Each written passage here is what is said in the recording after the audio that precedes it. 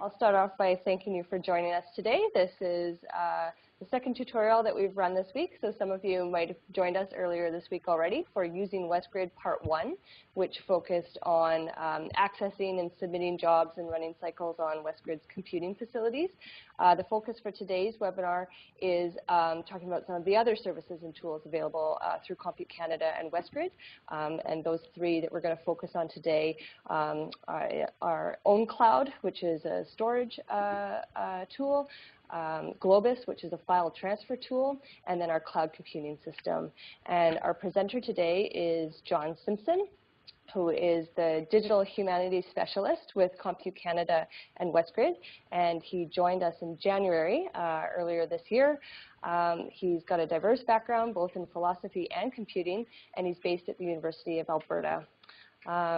So he's got quite a wide variety of experience.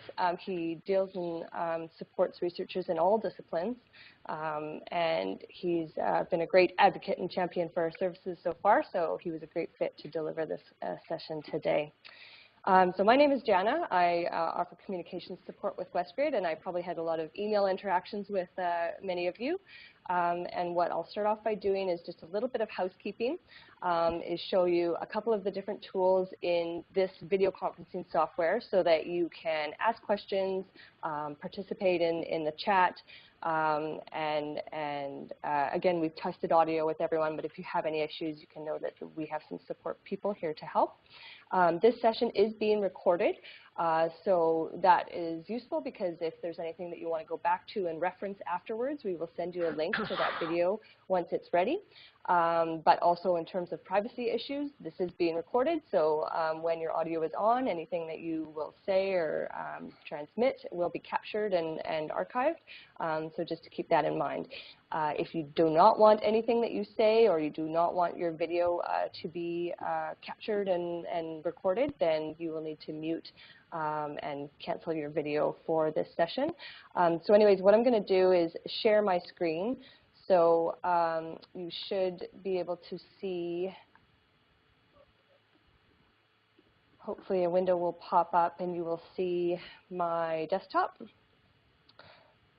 Great, and so I'll show you some of the functionality that crops up. So first of all, if I move my cursor anywhere, and you can try this, follow along, you'll see a menu bar pop up along the bottom. And it shows your different icons, and these are the things which can control your meeting. We've got a bit of an inception thing happening. Anyways, the one on the very left is it can show you the full list of participants. And so when you click on that, you'll see a list of names. Those of you who have joined as a guest today will have guests next to it. The next button to the right shows the group chat. If you click on that, it will bring up the group chat window on the right side of your screen. If those two chat bubbles are grayed out and you are not actually able to click on it, you should make your window bigger, extend it out, and that will ungray it. The next button is an option that can change your view. So you can have all the video feeds stacked in columns, or if you change the layout, you can have whoever is transmitting audio appear as your main larger screen with others stacked around it. After that is the sharing screen, and we'll only have the presenter be sharing his screen once he's ready. The next button is just, again, has to do with sharing, so you don't need to worry about that.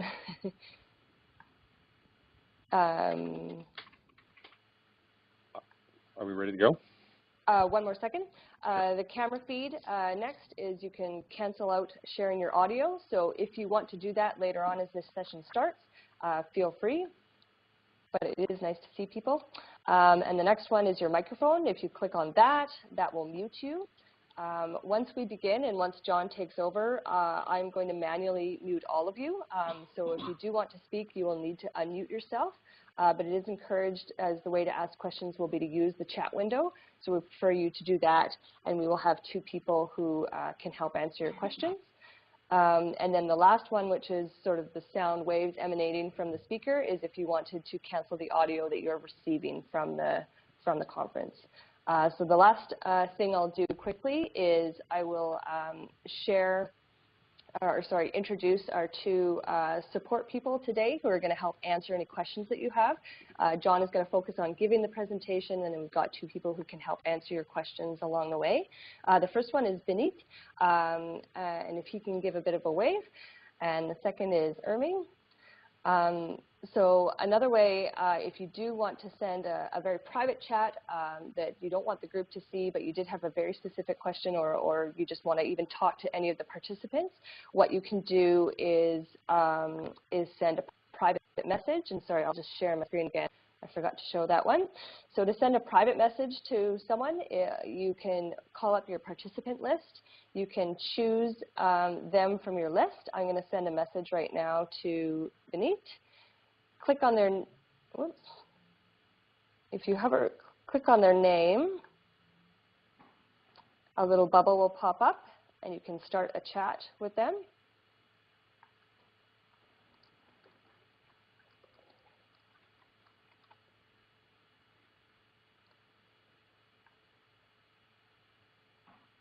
And if you receive a chat, for example, if Erming was to send me a chat right now,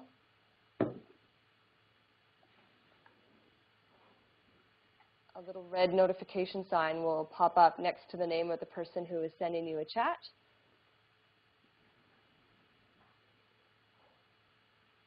Thanks, Aaron, for jumping in there. Aaron is also joining us as assistants from WestGrid. So I see that I've got a red new chat coming in. So if I click on her name and click on the chat bubble, it brings that up.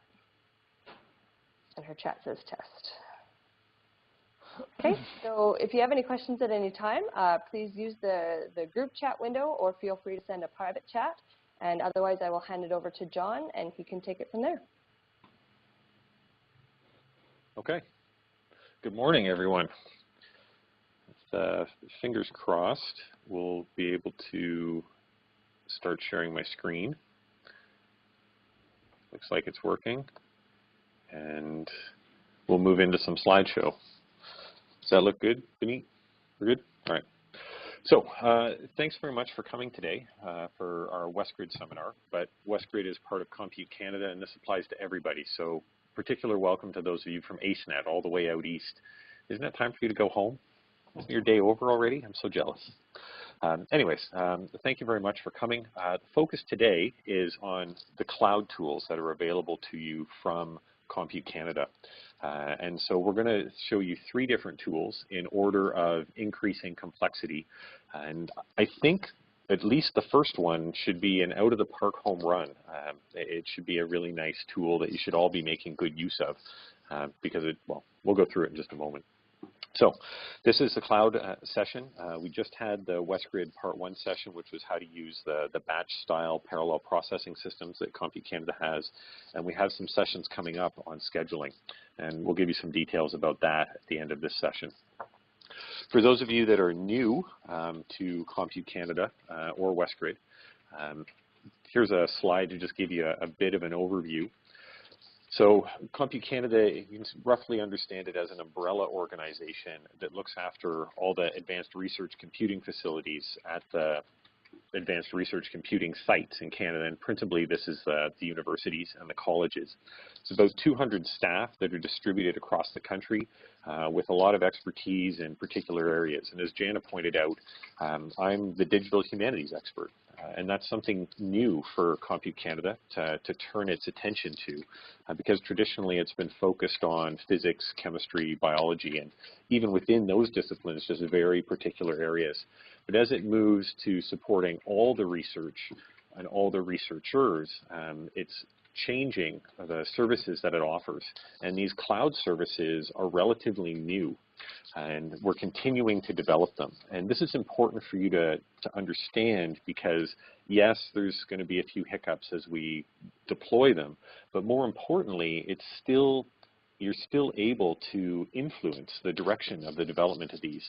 So if they look like good services and you want them used, then please make use of them, but also stick your hand up and ask for help, ask for things to be changed, ask for the direction of the development to be something new.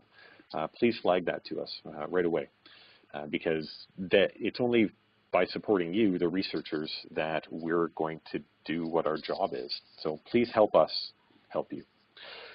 All the services that we're covering today and the ones that Masao covered as well are free, and that's important for you to recognize. There are different accounts, and those have already been gone through in an earlier workshop. But if you have any questions, again, please just ask. We're here to support you and to really power up your research. If your laptop starts getting hot when you're doing your research work, maybe it's time to come and talk to us. So this slide is here to remind me that you'll see this logo, this kind of little P with a little arrow on the bottom corner of it, and that's supposed to be research. So you can see the R there with the little arrow is the bottom right leg of the R, a research portal, and the P is there as well. And so when you go to computecanada.ca, you'll see this logo on the pages that are intended to be portals for services that are able to help your research. So as you're navigating around, you'll see that on computecanada.ca. Without further ado, let's start talking about the tools that we're going to cover today. So we're going to run this workshop in 3 stages, and between each stage we'll have a short break of 3 to 5 minutes just to let you get up and stretch and so on. The first tool that we'll cover is ownCloud, and ownCloud is probably best understood as a Dropbox clone. I know most of you probably use Dropbox or some other tool, and you're probably facing the same challenge that most researchers face, and that is, well, I only have 3 gigs, or I only have 5 gigs in ownCloud.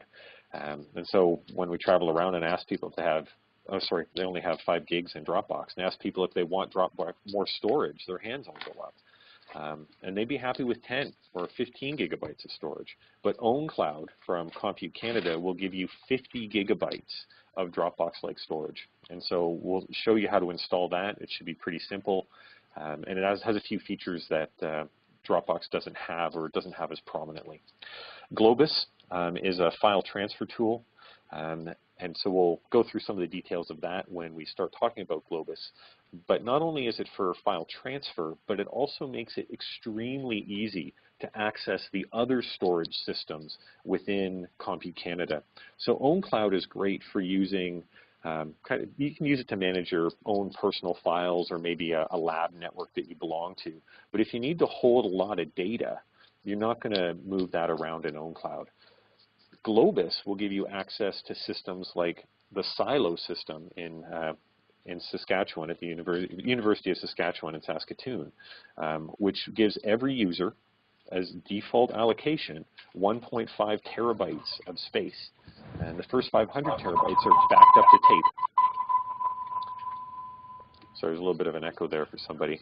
So make sure your mics are muted. So this is an important research tool, right? So you can have a lot of storage without having to go through the allocation process, and Globus will take that data from your laptop and move it very quickly into our cloud systems. And then the final tool that we're going to talk about is OpenStack. And OpenStack is the cloud management tool that we use to manage our real cloud. So ownCloud is a cloud service. Globus provides some cloud-like functionality.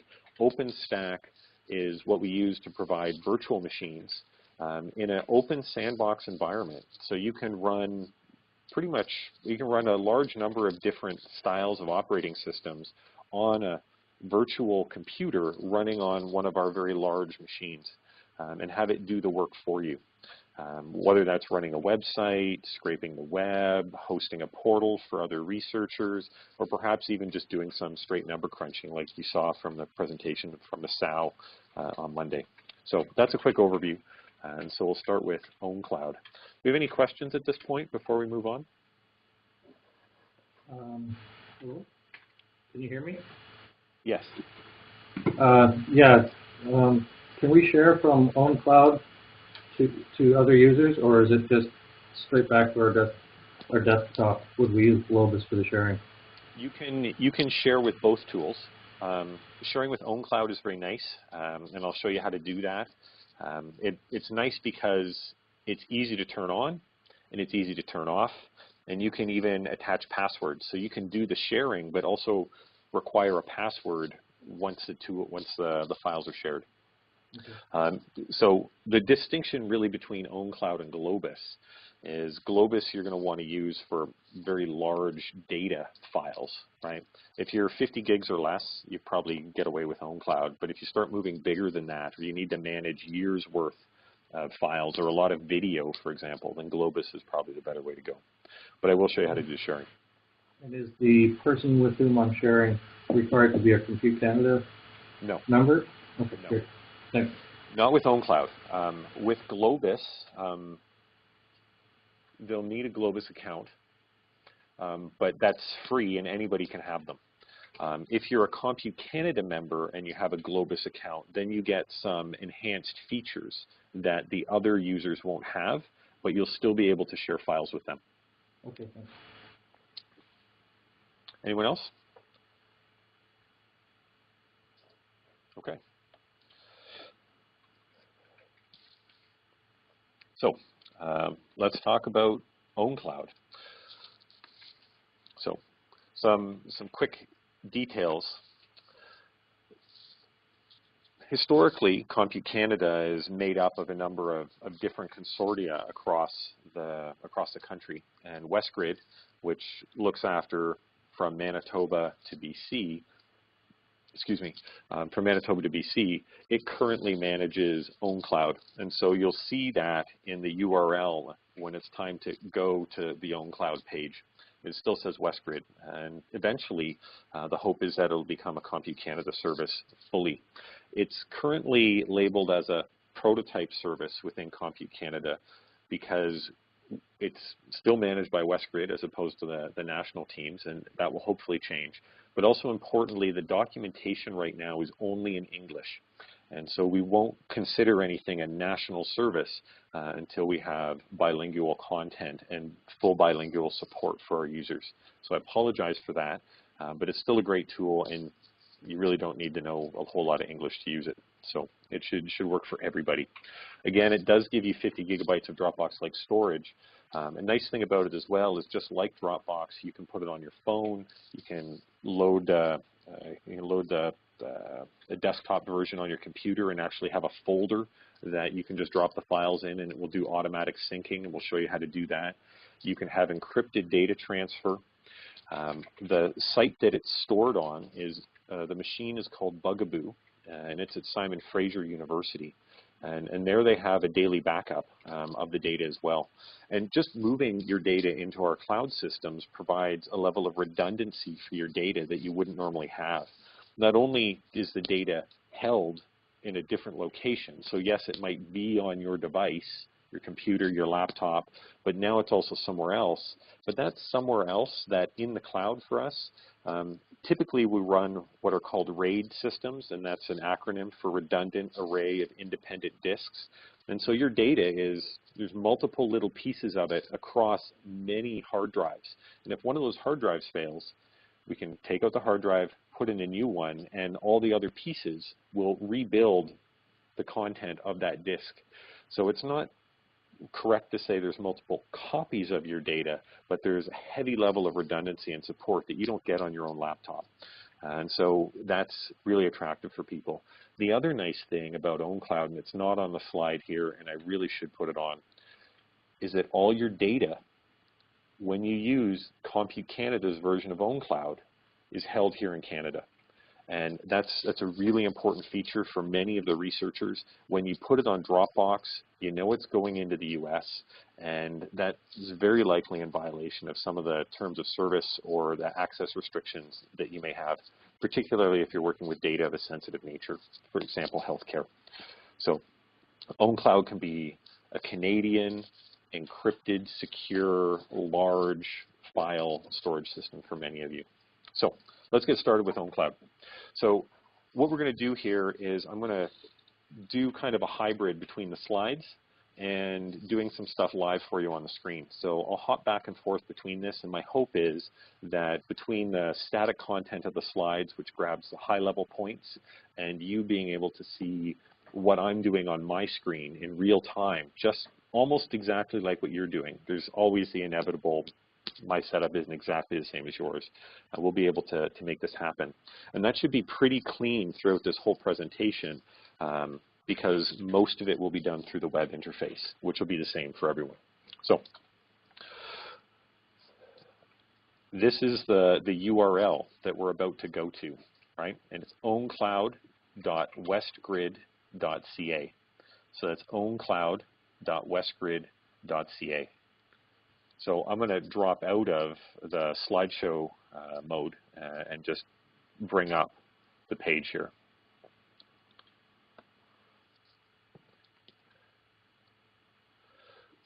So, is everybody good? Squawk to Vineet or Erming if you have any trouble for these next little parts. Now, your login ID here will be the login ID from your WestGrid account. So whatever you chose when you created your WestGrid account, and it's possible that it's different from your Compute Canada one, that's what needs to go in here. So that'll be your username, and that'll be your password from your WestGrid ID.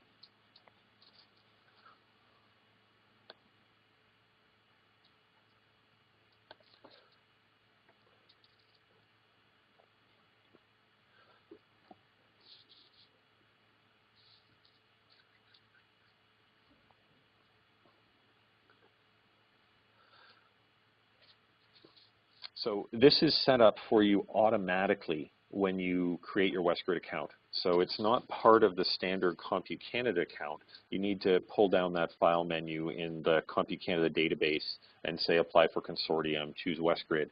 And then it takes about a day for this to be provisioned on the system, but then you have access to it. So when you first join or first log in, when you log in for the first time, you'll see you should see very much this setup. There should be a folder called Documents, and there should be an ownCloud user manual. So we didn't send you out an ownCloud user manual because here it is. And we also have the documents here as well. And that's just a folder that's been built there. Now, we had a question early on about sharing. So if I move my mouse over top of this ownCloud user manual, I can see that I could download it to my computer. And remember, we haven't installed anything anywhere else right now. So this would just be like doing a standard web download that would end up in your downloads folder, wherever that is. We also have a sharing option here on the right. And so if I hover over ownCloudUserManual.pdf and I click on shared, you can see that it says shared as opposed to sharing or whatever the other option is. And that's because I already have a link to it. And all that is for you, yours will look like this when you first come in. So there'll be a grayed out bit of text and a little text box. It says with user or group. If you want to share it just within Compute Canada, within the users of this ownCloud installation, and ownCloud is an open source tool that Compute Canada is using here. You could have your own ownCloud at home. Well, here, if you know their username, you can put that in. That's typically not going to be the case for most people. And it's just going to be easier for you to share a link. And you can do that by just clicking that checkbox, and it will bring up a link here that will be a direct link to this file. If you pass this link around, anybody with the link will have access to that document. And that may be exactly what you want. Maybe this is a general purpose, general access document that you want to share. But in those cases where you don't want that, you have two other options here. One is that you can do a password protect, right? And then you can choose a password, right?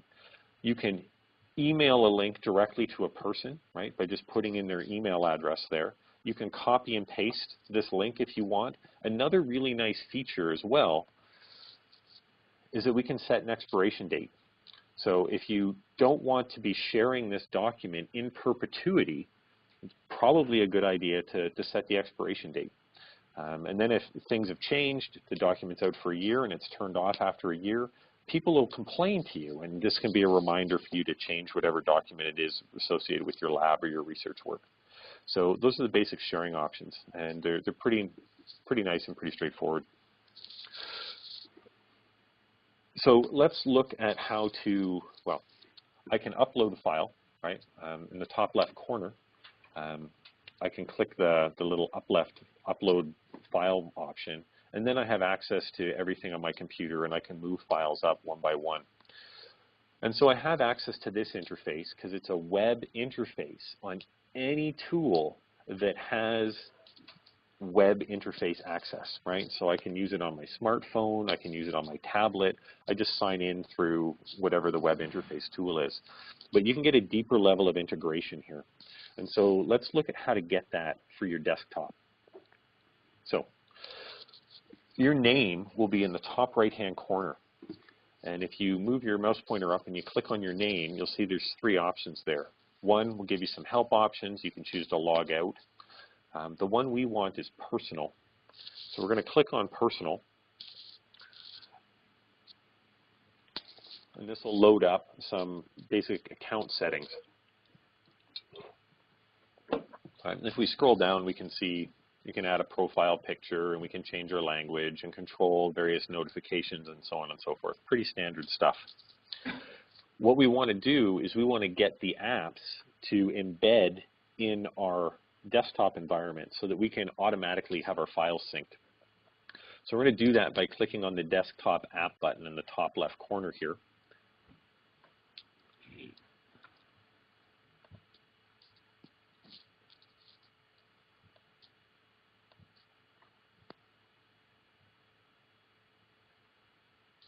And if you look at the URL, you'll notice that we're no longer inside the WestGrid ownCloud instance. We're now at owncloud.org. Because what we're doing is we're going out to this open source repository to grab tools from here. Now, this part is important because if you miss it, you're going to be misled and it's going to be frustrating for you. The option you do not want this option right now. You may in the future, but right now you don't, is option number 1. If you choose to download ownCloud server, what you're preparing to do is set up your laptop or your desktop or whatever machine you put this on as an ownCloud server, which could be great if you want to run a network access storage device from your own home. This could be a choice for you. But we already have that set up for you on the Bugaboo system at Simon Fraser University. So what we want to do is sync our data. So we're going to choose the desktop clients option under option number 2, sync your data. It should automatically detect which operating system you have, and you should just be able to choose that, right, and begin your download. Once the download happens, you can just unpack it and install it like any piece of software. And given the variety of operating systems we have here, I'm not going to walk through that. So let's take 2 minutes right now to do the download of ownCloud as a package so that we can do the synchronization and install it on your machine. If you have any questions, this is a great time to put your hand up. We can deal with them by audio as well. We've got a little break here. So download, install it, and we'll start up in 2 minutes.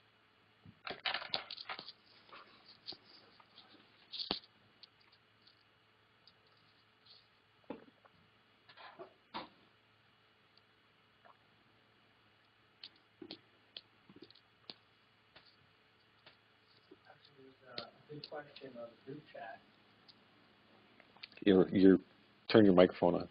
Yeah. No. Okay. Sorry. It's a good question on the group chat about what files will be uploaded. When you install the software, it will create a new directory with nothing in it. That will be used as your syncing directory. Only files that can put it in that directory will be uploaded to. I can't hear you. Jana might have muted you. Can anybody else hear me? I'll address it. No, that's strange. I didn't mute Vineet, so I'm not sure why we couldn't hear him. Okay, well, I'll give you his answer almost verbatim. So is it going to upload all my documents to the cloud? The answer is no, unless you ask it to. What it's going to do is it's going to create a special folder in your file structure, and anything you put in that folder will be uploaded to the cloud. So very much like a Dropbox installation. So your entire C drive, if you're on Windows, or your entire user drive, or user folder if you're on OS X or Linux. These are not pushed. If you set your ownCloud directory as your root directory or some such thing, then it will try and upload everything to the cloud. It'll probably fail because there's only 50 gigabytes of space here. So no.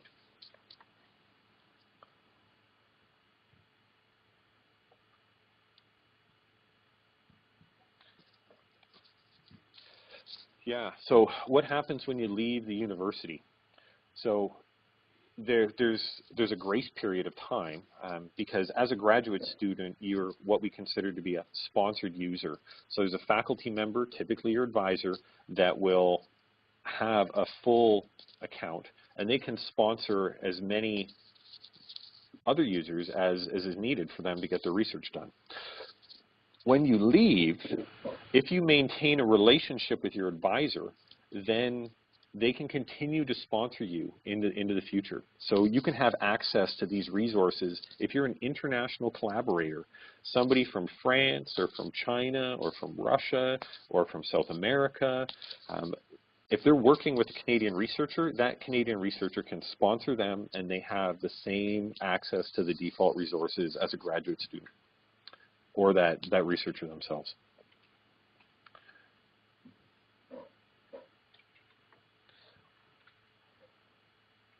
Yeah, okay, that's probably enough, so let's get rolling.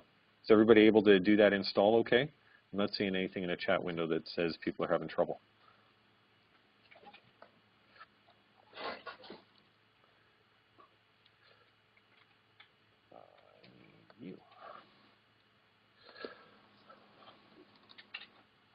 Okay, so I'm on a Mac, so this is an OS X system. If you have a different system, you're going to have a different file management tool.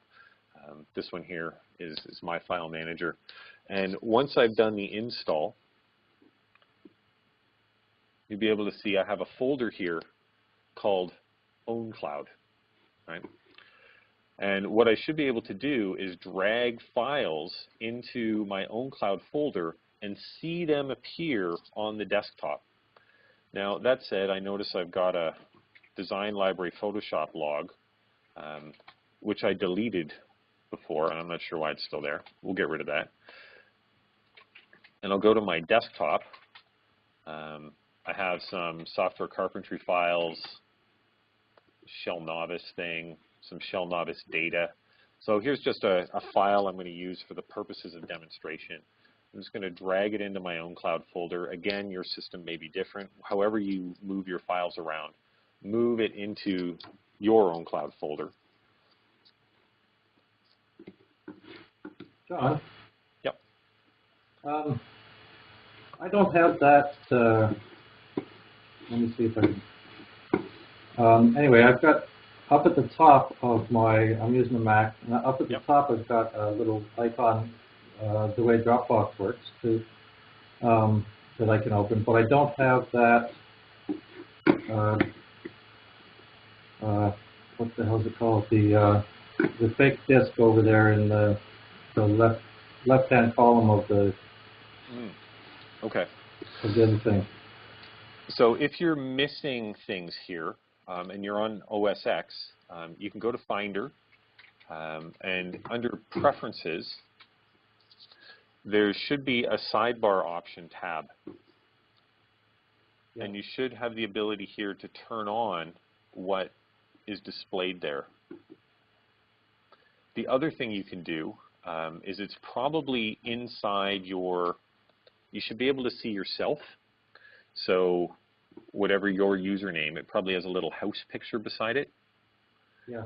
And if you can see that, then you should be able to see the ownCloud folder in there. Is that right? Yeah. Yep. I've seen it.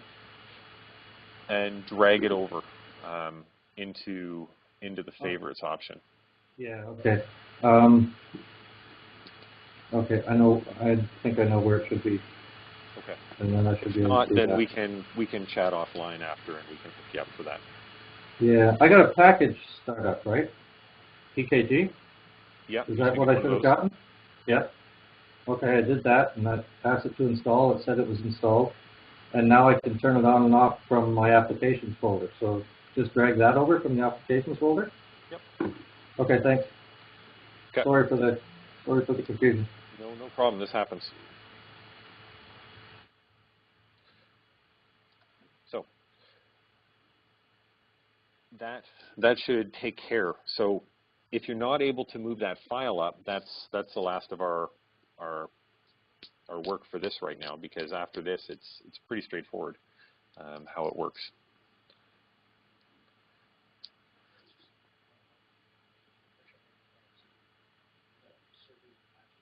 Yeah.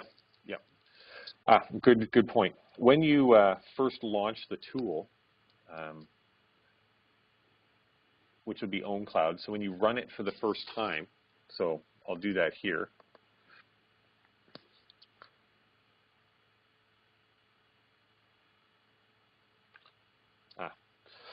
So when you run it for the first time, it's going to ask you for a server, and that's the ownCloud.westgrid.ca.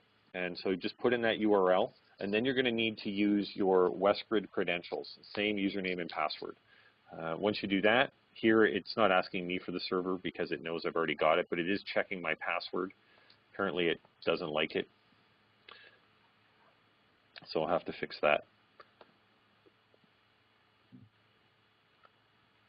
Yeah, I'm going to need to talk to you afterwards, John. Sure. We can totally do that. Okay. Yeah. Let me try and get a better password here.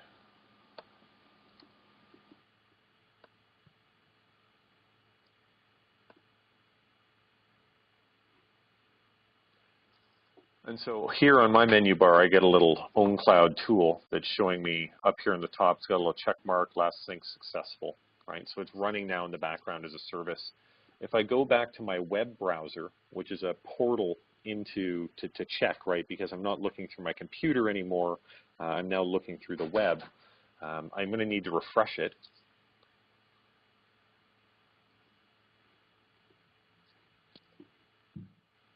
And when I do that, I see I now have this new zip folder, this zip file that I have. So there's ownCloud for the most part. If I hit the new button in the top left, you can write a text file here. You can create a new folder. You can also play around with some links. But in the core, you now have a Dropbox setup or a Dropbox-like setup that will give you 50 gigabytes of storage, adding to your redundancy and your ability to deploy cloud solutions or share documents, whatever you want to call it, across all your work. There are apps for your phones and your tablets. These are produced by ownCloud. They don't belong to us, but you can use them, and they have an interface that's very similar, especially to the Dropbox interface if you're familiar with them on your phones or tablets. There's a cost to them. I think the Apple one is $1.99, and it's 99 cents. They're basically $1. So that's not us. That's the ownCloud service. So that's available to you as well. It should be fairly easy to find in either the Google Play Store or on the App Store for iOS. And that's the end of ownCloud, unless somebody has questions. Not seeing anything else in the group chat. We'll take probably a 2-minute break, and then we'll move on to Globus. Globus should be pretty quick as well. It'll probably be another 20, 30 minutes. And then after that is the cloud server. So if Globus isn't something that you're interested in or you need to run off or take a call, we should be moving. Let's say Globus is about 20, 25 minutes. We should be ready to start the other cloud tool, OpenStack, probably about 10 after 11 Mountain Time. So in about 25 minutes. So we'll take a 2-minute break right now.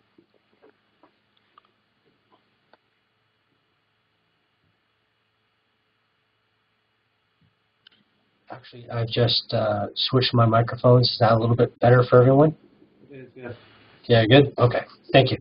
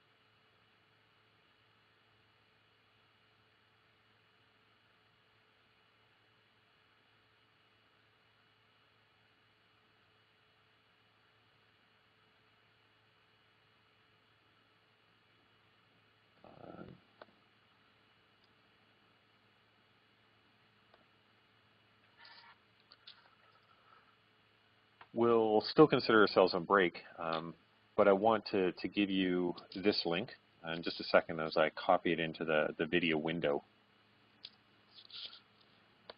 So in the chat window goes the link that's should now be on my shared screen. And it's a bit.ly link, and this is a shortened form of the URL that will take you to the ownCloud help page on westgrid.ca. So if you're stuck and you want more help, you could go straight to ownCloud. But if you want the WestGrid instance of the help, then you can follow this link, or you can just do a search for WestGrid ownCloud, and it should be one of the top documents that comes up for that.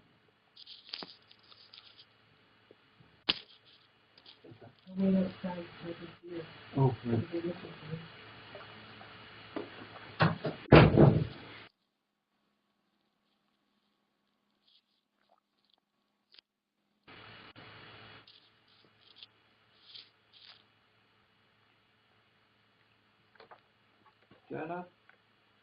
Jana?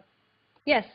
I'm going to probably have to just sign out in about 10 minutes, and then I'll just sign back in afterwards if I can. Yeah, so you've got the link. I can email that to you if you want, but it's in your participant package. And yep, just join back in when you can. Okay, great, thanks. Thanks. Okay, we'll move on.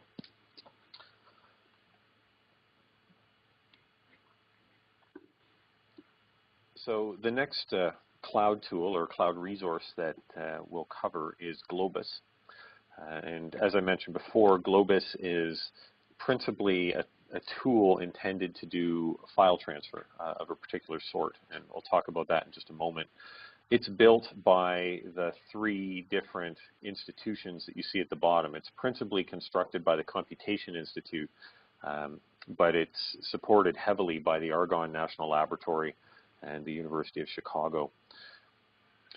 As we go through Globus, if you have a very new WestGrid account, a very recent one, within the past few days, it is possible that the grid certificate that's required in the back end for you to do this has not yet moved through the system fully. And so there's a point here where you may get an error. And this has nothing to do with you, and it will go away on its own. The complexity in terms of the security that's taking place here is the snag for us. This is something we're working on fixing to make this more streamlined and happen more quickly, and it should be fixed in a few months. But for the next little while, there can be a bit of lag. So if this happens to you, I'm sorry, it will go away.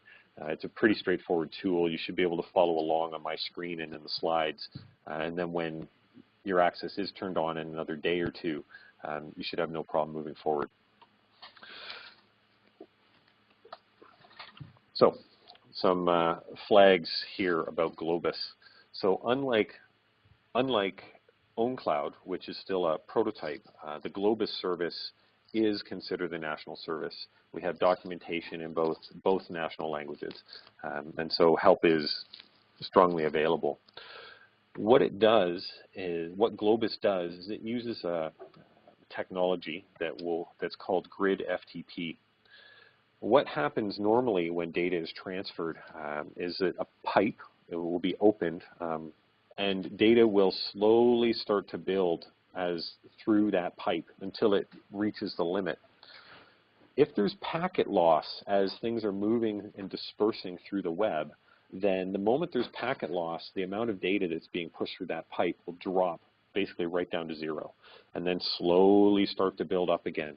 And so in situations where you're seeing a lot of packet loss, connection is not strong, then you're going to see a heavy sawtooth pattern if you look at the transfer speed that's taking place. And this kills data transfer.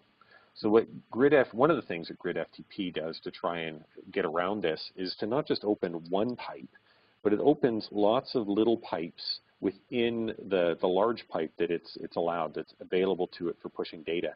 And so if we're getting that sawtooth pattern, we're now hopefully getting it only in a few pipes at a time, while the others are already blasting at full speed. So what you need to know is that Globus is a bandwidth pig. It's going to eat as much bandwidth as is available to it. So may not be the kind of tool that you want to open up at Starbucks, but if you want to see everybody who's sitting there on their mobile devices start looking around and wondering why the Wi-Fi has gone out, feel free to turn it on. Important for many of you, particularly if you're not comfortable with a command line interface, is the simple interface, the web-based interface that I'm going to highlight for you today. It makes it very easy for you to move your data in a very drag and drop fashion through a web interface. There is a command line tool, and it gives you a lot of options. In particular, you can set up batch jobs to actually push and pull data automatically for you in the background, which you can't do with the web interface, but this is available for you. The tool is fire and forget. So as long as you have the software installed on both of the points that are at the ends of the transfer, what we might call the endpoints, what we will call the endpoints. If Globus is running on both of those and you've said you want a file transferred, it will move that data. If you close your laptop and go home at the end of the night and open it up at home, as long as the Globus tool is still running, it will find the web connection and continue moving that data. There's no more sitting here. It's 5 o'clock. You're waiting for your data to complete because you don't want to close or cut the connection because you'll lose it. Globus looks after that for you. There's two types of endpoints. There's personal endpoints and Compute Canada endpoints. The Compute Canada endpoints are the large systems that we look after. But you can also use your laptop as an endpoint. And Compute Canada has an unlimited number of Globus Plus accounts. It's part of the deal when we became a national service provider for this, which means that you don't have to move your data from the laptop to the cloud. You can move data from laptops to laptops. Even more impressive is if you set the permissions, is I can use my laptop to move data from Vinit's laptop to Erming's laptop. And if you're managing a research lab, this can be quite impressive. So you can log in from home on your laptop and move data from your desktop in your office to the cloud or to another system. And this has been a big win for a number of researchers that I work with. They've been working with the IT departments, and the IT departments are having trouble setting up the firewalls just right so that they can get access to their desktop from home. I installed Globus, done. And that was after months of frustration for them. Globus, inside 2-3 minutes, they were happy and pleased. It also has encryption, so you can turn this on in advance, and the data as it is transferred will be fully encrypted, and then it will be decrypted at the other end. So full encryption and transfer. And you can also do some file integrity checking to make sure that the file looks the same as it should. And when you're transferring massive amounts of data, Globus is used by CERN, for example, and it transfers petabytes of data. Well, you want to make sure everything's just right. Last thing before we actually move on to looking at the tool is I want to flag that unlike ownCloud, which is completely held here in Canada and all the authentication is done here in Canada, for Globus, when you authenticate, when you log in, that authentication happens through servers that I believe are at the University of Chicago as part of that Compute Institute. But the data transfer should happen through Canadian pipelines, right? So through the Canary and Cybera networks, for example. So it should be super fast. The data shouldn't go through the US because it's trying to find the fastest point-to-point transfer possible. But it is the internet. And we can't promise it will never go through the US because if you're in Florida and of course, the authentication will go through the US, but then your data still needs to go through the US to get to whatever Canadian endpoint you're sending it to if you start the transfer in Florida. So just keep that in mind. So that's all I got to say about the overview for Globus. And let's actually move to logging in and making use of Globus and the tool. So on your screen right now, you should see the Globus logo and underneath a URL, and it should be globus.computecanada.ca. I'm going to drop out of the slideshow and move into a live presentation, and you can follow along here. Well, I'll catch you in just a second.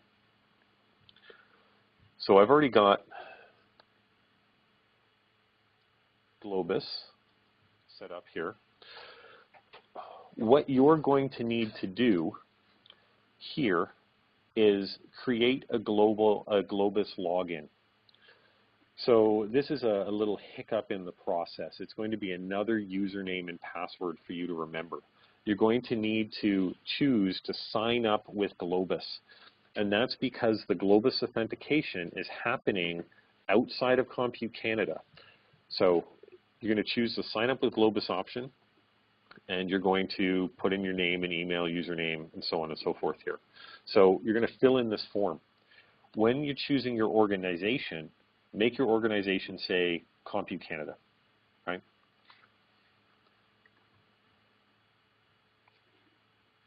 You're going to be a nonprofit research or educational purposes user, right?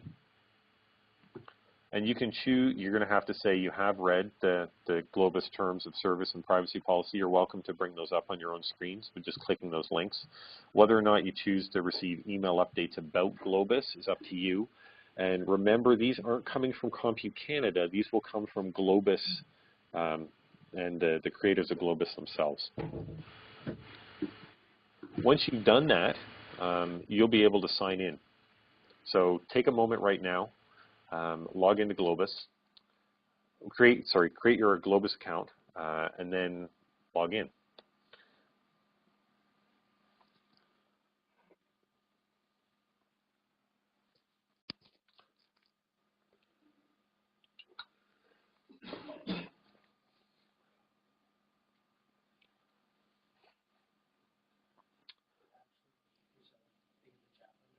Yep.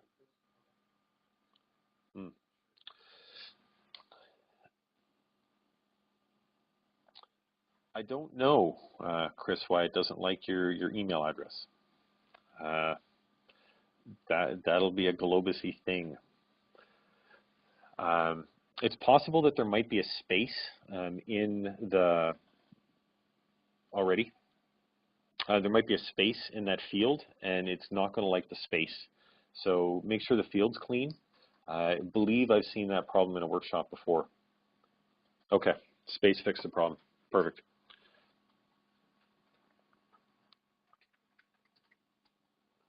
No, you want to say that your membership, your Compute Canada is the member. If you want, you can say Compute Canada-SFU, but Compute Canada will work just fine. This is just for their internal tracking, and it's helpful for us in terms of tracking how many Globus users we have if you put Compute Canada in. If you don't, well, then we just can't track you as well. Okay, so the email address problem is solved. So you should, hopefully you're moving through this, and you should be able to sign in. And when you sign in, it's taking a bit of time here. Oh, there we go.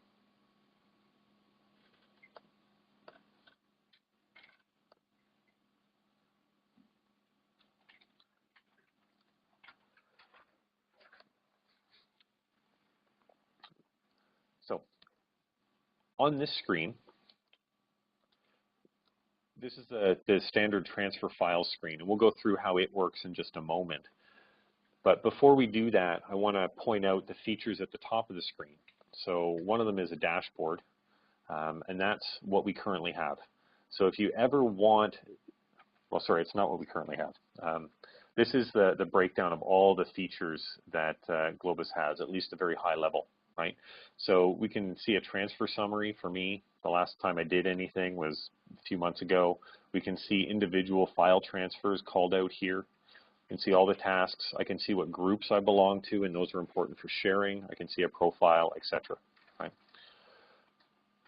What we want right now is going to be file transfer. But I can also manage my data as I start to do my transfer. I can control and set up my groups. Right? And I can see that I'm a member of Compute Canada Sponsored Plus. And I'll tell you how to get that in a moment. Right? And under my account menu, I can manage my identity and change my password and do all those other things. So what we care about right now is we'll go back to the dashboard, and we're going to go back to the transfer window, because this is where you're going to spend 90+% of your time if you're using the Globus web interface. And so what we're going to do is we're going to set up a transfer from one system to the other system. It doesn't matter whether it's on the left or right-hand side of the screen.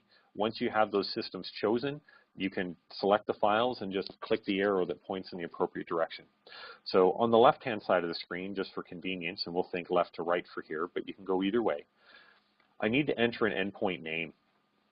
So the endpoint names that we're going to care about for Compute Canada are all going to start with a hashtag. Oh, I seem to have lost my window here just a second. There we go. Sorry, they're not going to start with a hashtag. They're going to start with Compute Canada. My mistake.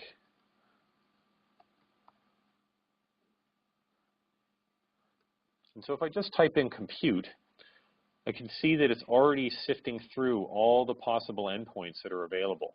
Doesn't mean that I can access all these endpoints, but they exist, right? So you can see them even if you don't have access to them, and this can be important for us.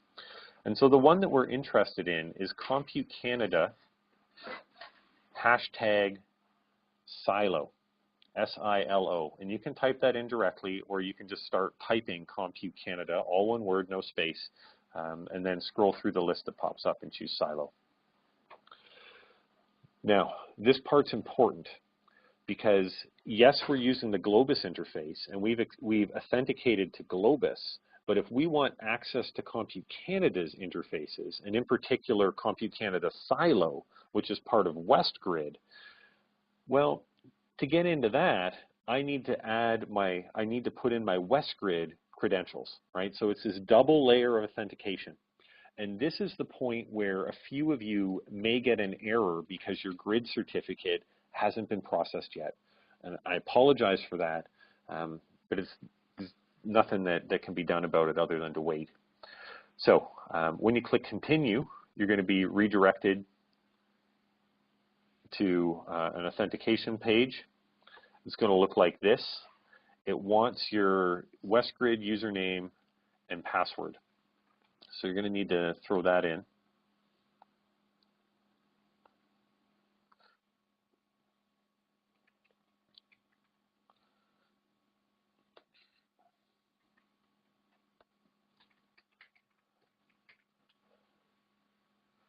And if I put it in wrong and sign in, right, so it's going to give me an error. And it's going to say something like no usable my proxy service found or something like that. If you're seeing an error like this, but it's not exactly the same, it's very likely it's very likely this grid certificate that you don't have yet. That's still being processed through Grid Canada, which is a service we use to provide this service. So if I put in my proper password and sign in, it also doesn't like that. Apparently I've upset it.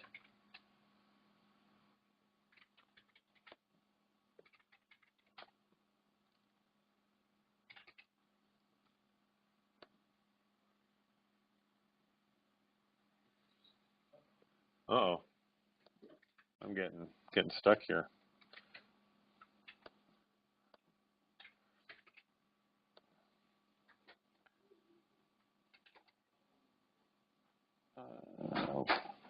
Where's my WestGrid?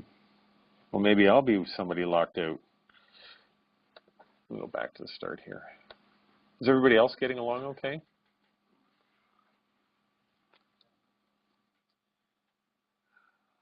Looks like some are, but some aren't. Yeah.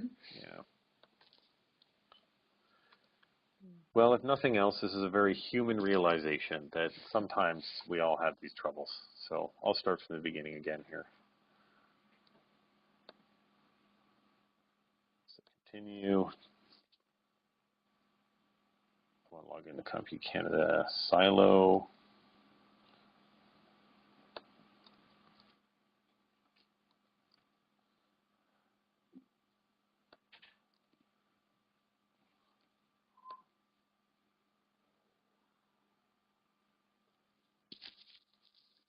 There it goes. And I'm copying and pasting from a password tool. I don't know why it's getting upset sometimes.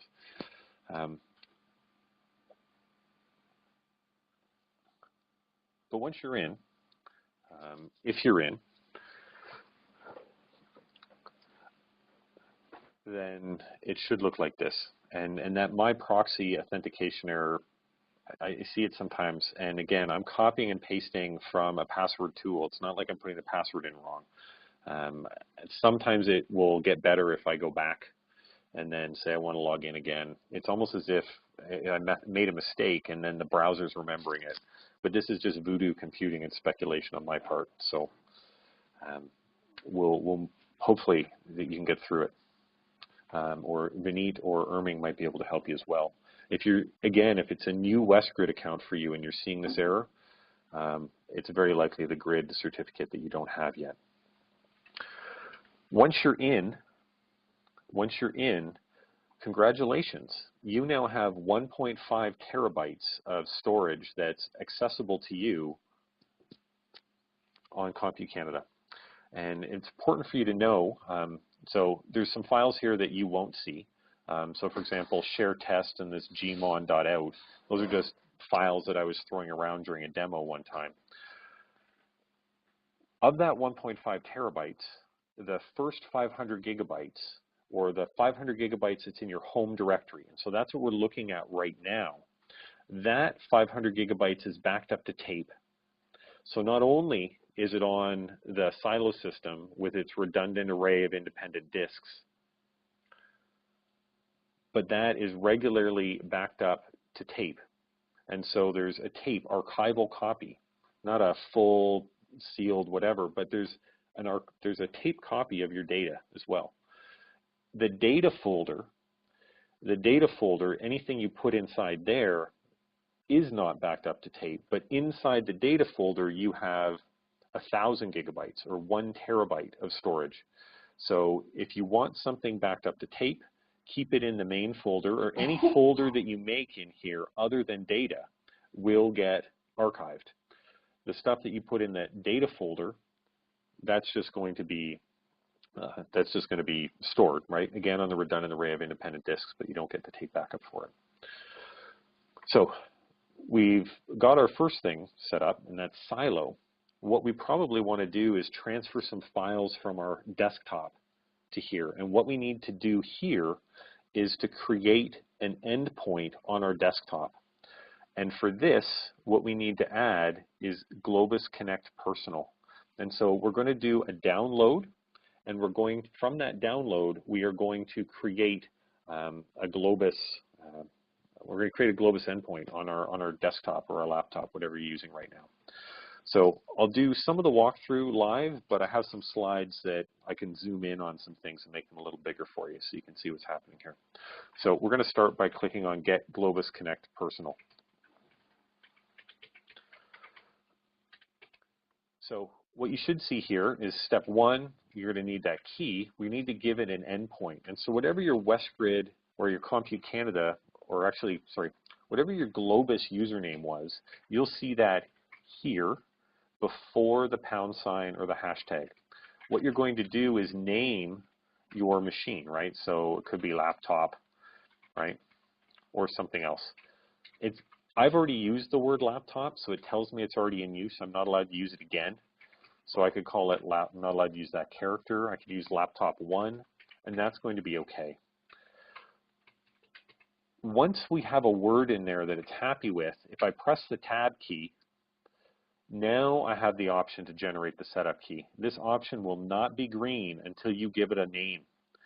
And when we generate that setup key,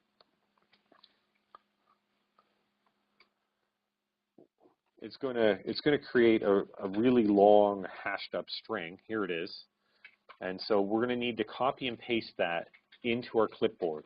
We don't want to close this window until we've completed the process in case we lose the copy. So you're going to copy and paste this into your clipboard, and then you're going to do your download and install for either Mac OS, for Linux, or for Windows. And you're going to install it just like any other piece of software. So you're going to have to download it and then run the install package. as you're doing that install, you're going to be asked for this key, whatever it is. And that's going to be the key that's going to give you access to your setup here. So that's our next workshop hands-on piece. So generate your setup key by giving yourself your endpoint a name, and then download and install it. So we'll start up again in probably 2-3 minutes. That might take some of you that long to do it.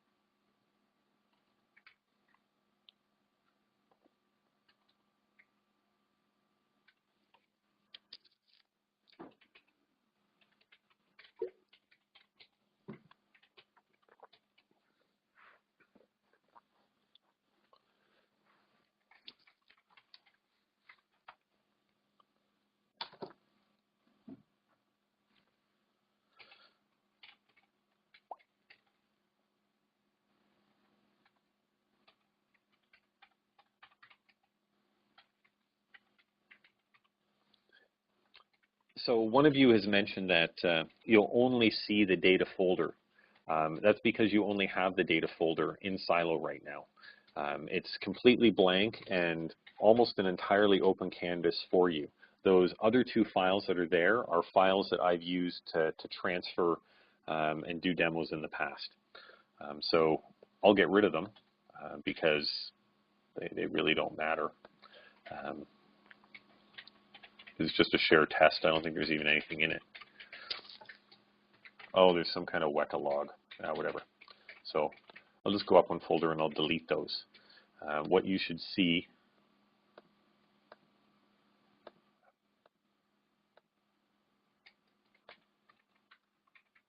delete selected files. For the demo.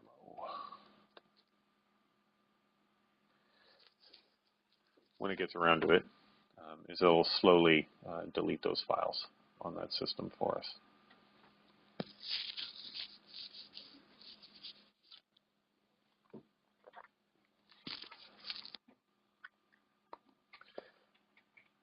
And so if you're still looking at my window, what you'll see is when you log in is just this. You're in your home directory right now, and there's a folder inside of the home directory called data. Anything you add right off the home directory will be backed up to tape. There's 500 gigabytes of space there. And if you go through the data folder, which isn't really a folder in the way that we think of it, it's more of a pointer to a different set of space on the system, then you have 1,000 gigabytes that will be held in the redundant array of independent disks, but it's not backed up to tape.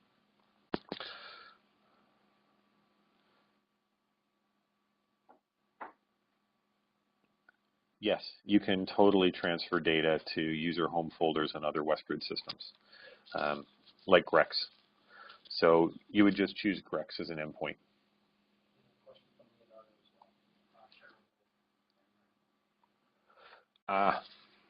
So we'll cover what to do when making your folders shareable and writable when you set them up. Shareable, if you create things, well, we'll just talk about it right now. So shareable means that these folders have the capacity to be shared. If you don't want this to ever happen, don't turn it on. In terms of having them be writable, that's an additional kind of advanced sharing option. So you can, if you just share, that's like read-only access. If you make them writable, then not only is it the case that others can share your files, get them, but they could push to your directory and overwrite them as well. So it's a read-write option. Do you want people to be able to look at them? Then you're going to want to choose share. Do you want people to be able to overwrite them? And if so, then you're going to want to give them the writable option. So let's come back to our transfer file panel. And what we should be able to do here is select an endpoint. Right? So I know that here we're going to choose a personal endpoint. So my Globus username is Simpson. And so I'm going to start typing that in.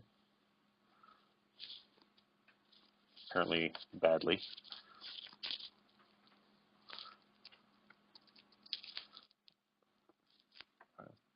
And you see I got in here before whoever Simpson CL is. And so I have a thing called share test and so on and so forth. It should be my laptop is the one I should be able to use. Now this is an error that you probably won't see right now because you just installed and launched Globus. But if I'm not running the client on my system, when Globus goes to look for it, it can't find it. So I need to start the client. It will flag to the Globus center that it's an endpoint that's available, and then we won't get this error. So what I need to do, and what you may need to do in the future, is find the Globus tool, and here it is for me. It's called Globus Connect Personal. And I'm just going to run this tool. And on the Mac OS, you'll see this little G that kind of appears in the top right, in the top toolbar. On a Windows system, it appears down in the bottom where all your programs programs that are running are listed as a service. So this is a service that's running in the background. And depending on your Linux install, it'll be in a bunch of different places. So if I come in here and I do a refresh now, oh, it's still not liking it. And if I click on the G, I can see why. I've done this demo so many times and just rebuilt it. It actually wants laptop 2. So I'm not going to find laptop. I'll find laptop 2. And all of a sudden, it will retrieve my entire directory contents. So it's looking at my entire drive, starting from my user directory. So I've got a ton of files in here. And so what I can do is I can pick through these and I can transfer them over right now. So your next piece of homework is to just choose some small random whatever file and we're going to transfer it over. Now before we click the big button on the top to transfer it, and you'll see it goes a blue, nice solid blue instead of a gray once you've got some files selected. I'm going to strongly recommend that you label the transfer. If you don't label the transfer, Globus is going to label it for you, and Globus is going to label it with some long string of numbers that is not going to make any sense to you. It makes sense to Globus, but not to you. So I'm going to say this is the CC transfer demo.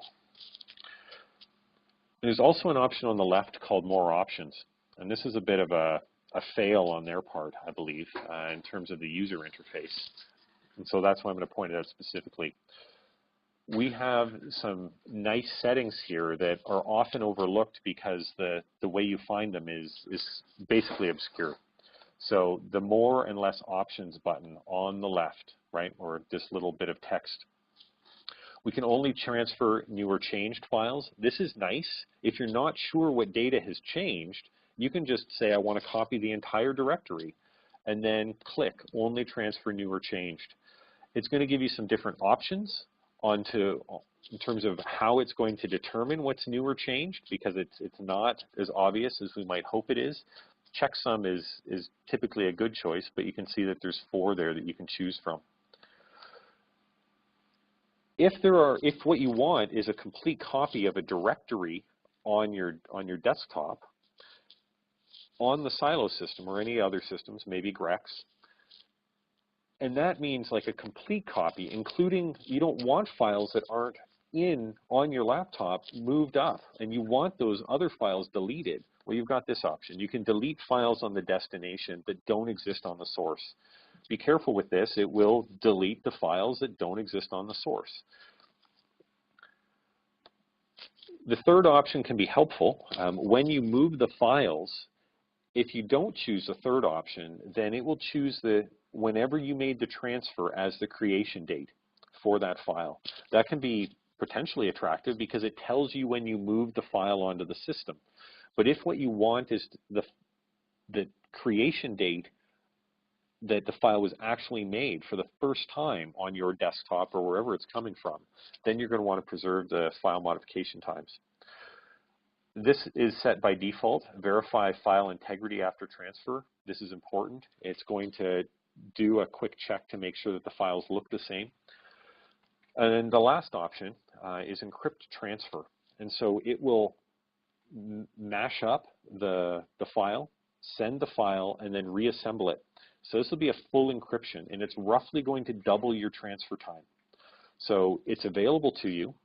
Globus is fire and forget. So once you turn it on, it'll start transferring as long as those two endpoints are up. If the endpoints go down, as soon as they're both up again, it will complete the transfer. So you can wait for that sometimes, but it will roughly double the time for you. So that said, you've got all those pieces. So let's just move some file into your silo account. And so I'm just going to move this 1980.txt file, which is about 2 megs.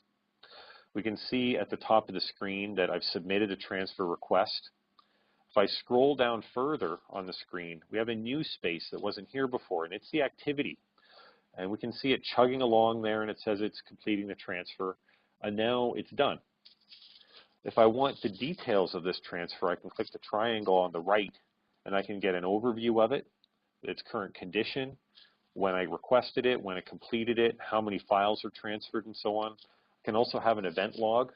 And so if there are errors or interruptions, a large error that we see over and over again is people going over quota. That'll start to show up here. And you can find that in the event log. You'll notice here in the top, though, I don't see it. Well, I'm going to need to refresh it, and it'll pop up. If you transfer a lot of data or some very large files, it may take, and it may say it's succeeded, but you're not seeing it in the transfer window. It can take a little bit of time for the system to, yes, it has it, it's held it, it's telling you that, but for it to pass up so that you can actually view it. If I wanted to share that file, I can just click on it, and the little menu in the top right corner of that window, right, will give me options in terms of what I can share or not share. Now, I haven't turned on sharing here, apparently, so it's not going to let me do that right now. Let's fix that.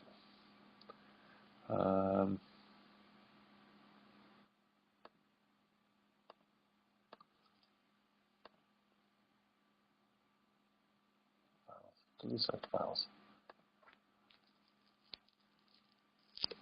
On Simpson's account. It's under Manage Data. Yeah. So under Manage Data, I believe it's Manage Endpoints.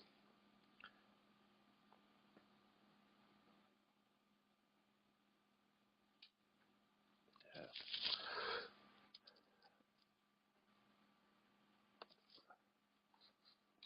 And so here we see that I've got a Compute Canada silo that I've logged into. I also have my laptop 2.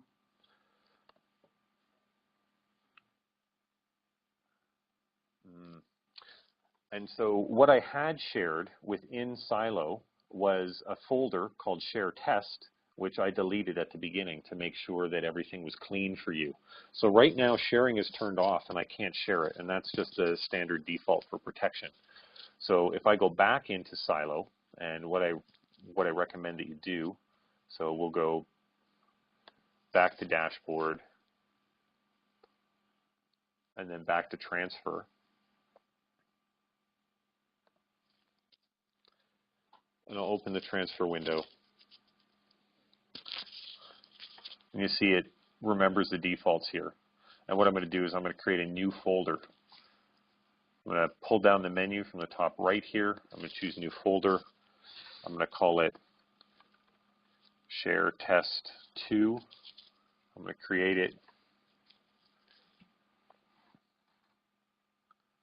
Then I'm going to go back to Manage Data, Manage Endpoints, and turn on sharing for it. Compute Canada silo, sharing, add shared endpoint.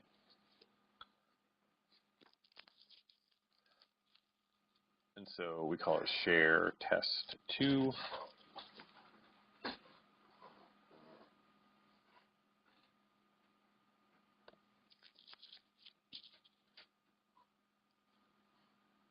Permission denied for this directory.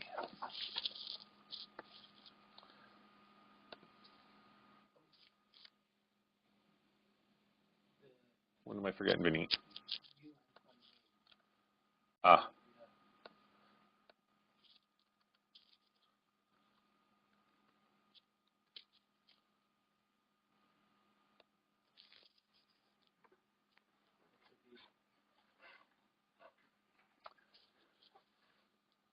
Well, I'm making a mistake here, and I'm not remembering it.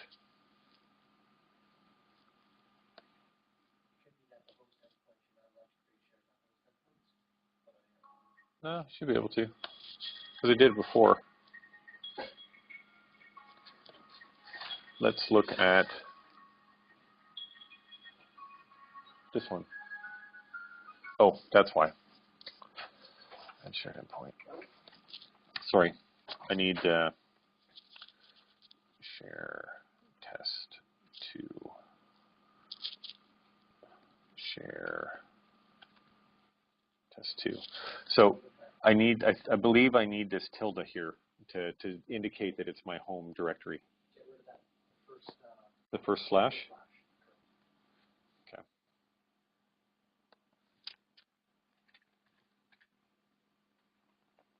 Okay, there we go. So sorry about that. I'd forgotten the need for the tilde. And so here's my path. And so this would be just like your choice for your installs on your desktop. And I can control whether or not it's have read or write access to it. So if I go back to the transfer, I can get there faster by pulling down Manage Data and choose Start Transfer. It will take you to the transfer screen. I have a new folder called Share Test 2. I'm going to move 1980 into it.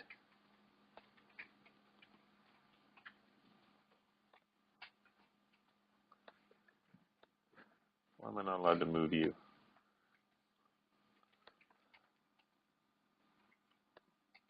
Oh, because I have to transfer it. Oh, that's annoying. So to actually do the transfer, I need to open up Silo over here on the other window. Apparently, there is no Simpson silo.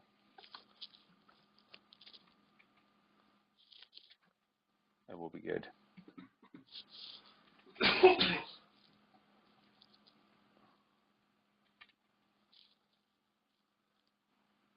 Yeah, so to move files around in the directory, you need to have one side open to where you want it, and the other side open to where it's coming from.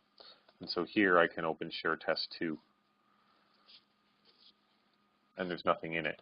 And I can move from my home directory here to my Share Test 2, and it'll do the transfer. And it'll do it really fast because it's on the same system. And it'll reload it. So then we can see that it's copied it as opposed to moving it. And so I can delete this earlier one if I need to. So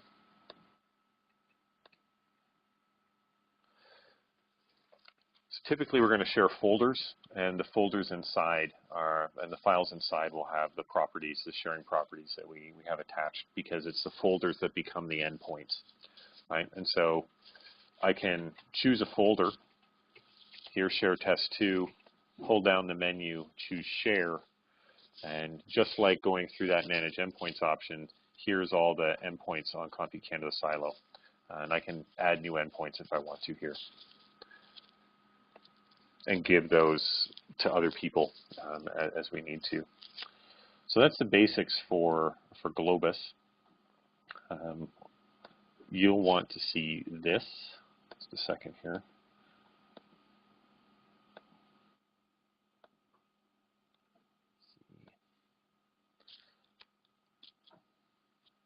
in the group chat. Here's a link for, so this link, this another bit.ly link, I've copied into the chat window, and it's a link to the CompuCanada Globus help page. So this is a full set of the instructions for how to do things. And there's some more advanced features that we're not covering here right now. But you now have the ability to log in to pretty much any CompuCanada system. And if you don't have permissions for that system, you may need to apply for a consortia account. So Silo is part of WestGrid, and so the WestGrid credentials were needed to get into it. In the future, it'll all be one login, but that's a few months away still. And you can move data up and down using Globus, and you've installed an endpoint on your desktop. One more feature that you should know about is that you can, and I mentioned this at the beginning, move data from different desktops that are not part of the CompuCanada system. If you want this feature, you need to send an email to globus@compucanada.ca requesting them to turn on Globus Personal or Globus Plus. It's the Globus Plus tool or option that will give you that access. And it's not turned on by default, but again, we have a large number of accounts, basically an unlimited number of Globus Plus. And so we'd like you to have that.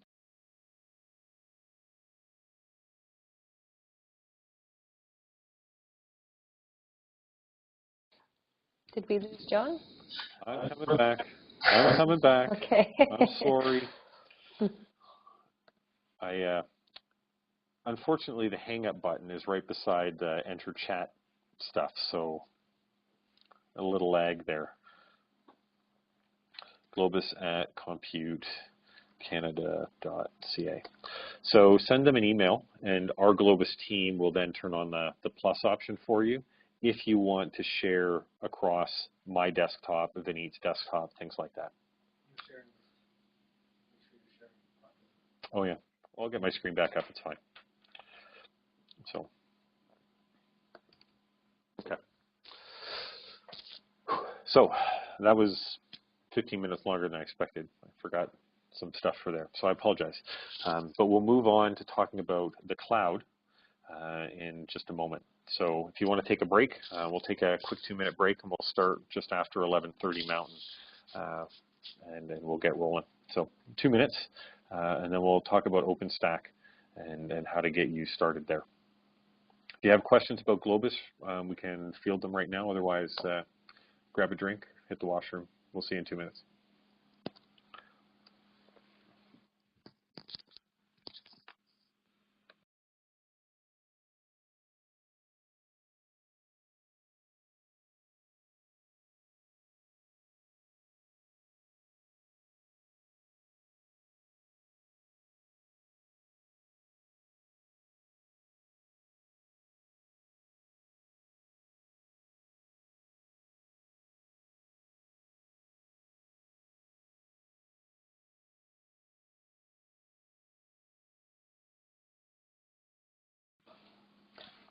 Okay, so we have a question about editing the path of your personal endpoint in the group chat.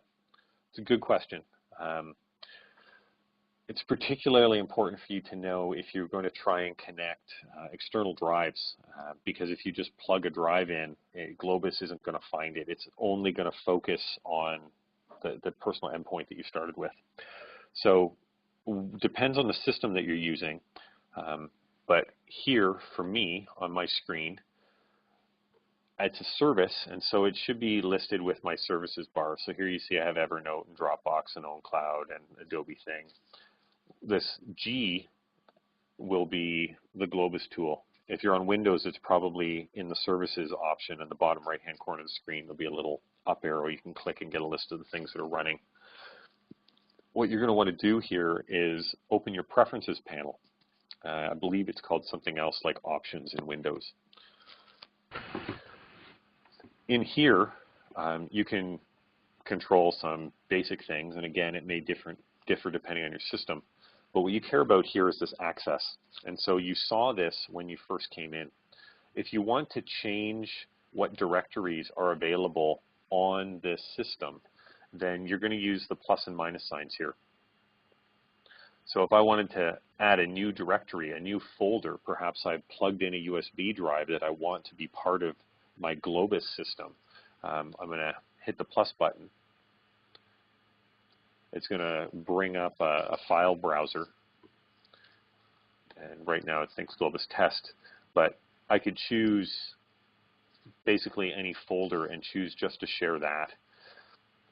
So if you're not happy with having access, Globus having access to your entire user directory, as it is for mine right now, then you can delete that, just hit the minus button, and then you can add the folders that you want it to have access to.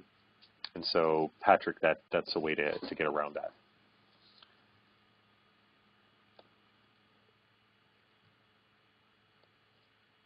Good?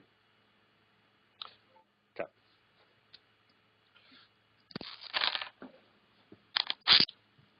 Again, I'll just flag again, that's particularly frustrating. It's easy to fix, but it's particularly frustrating if you plug in a drive and you can't find it. You need to actually set it, and that's Globus trying to keep you safe, so that only the files that you say it should see, it can see. So if you don't want it to see your entire hard drive or your entire user account, then tell it to only use another folder. It will see every folder that's inside that folder, and that's just a default option you can't turn off. So be careful where you put stuff. Is that good? Got anything else? Getting tangled up here. Okay.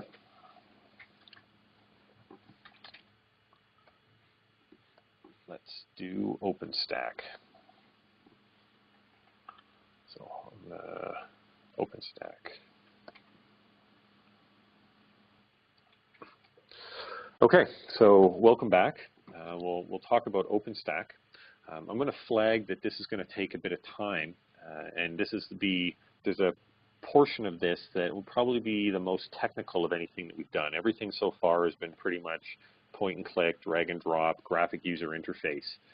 There's a piece here where we need to create an SSH key, and that stands for a secure shell key that requires a little bit of work on the command line. So we're going to ask OS X users to open up a terminal, and I'll walk you through how to do that. The Linux users, this should be in your blood if you haven't used terminal. We can help you out with that, but it's not one that I'll be showing. And the Windows users, you're probably the worst off, at least until Windows applies some new updates in a few months that I'm just found out this morning from Benit are coming. You're going to have to use MOBA Xterm. It's a really nice, slick tool, and what it's going to do for you is emulate the functionality that OS X and Linux have in the background, and that's a Unix-style terminal. It's basically the equivalent of driving stick as opposed to automatic if you're driving a car. But it can be a little bit frustrating. So we're going to give you exactly what you need to enter for commands, but it might take a bit of time to walk through. Our goal today is you already have your cloud account. We're going to show you how to use it, and we're going to create a virtual machine. We're going to create one with Ubuntu, which is a common Linux distribution, and we're going to create it and we're going to log into it, and that's all we're going to do. We're not going to show you how to build a system. It's a full sandbox. If you do want to go farther, there's additional training that we have. There's software carpentry that we're a national partner for, and we're offering workshops that will give you command line introduction as well as programming introduction as well as version control, typically with GitHub, but it might use Mercurial. So you can get that as a face-to-face package. If you're interested in that, then just flag that to one of your WestGrid representatives. You can send me an email at john.simpson@compucanada.ca. I'll help you out. And we're also building a cloud architectures course that we'll deploy at the Digital Humanities Summer Institute next summer in June. And it will cover how to actually build cloud services. So perhaps you want a Twitter scraper, maybe you want a WordPress blog, etc. We'll go over how to actually build those. Today, we're just going to set up a VM, make sure you can log in, And if you need some help after that, then individual, and we have some training that's available as well.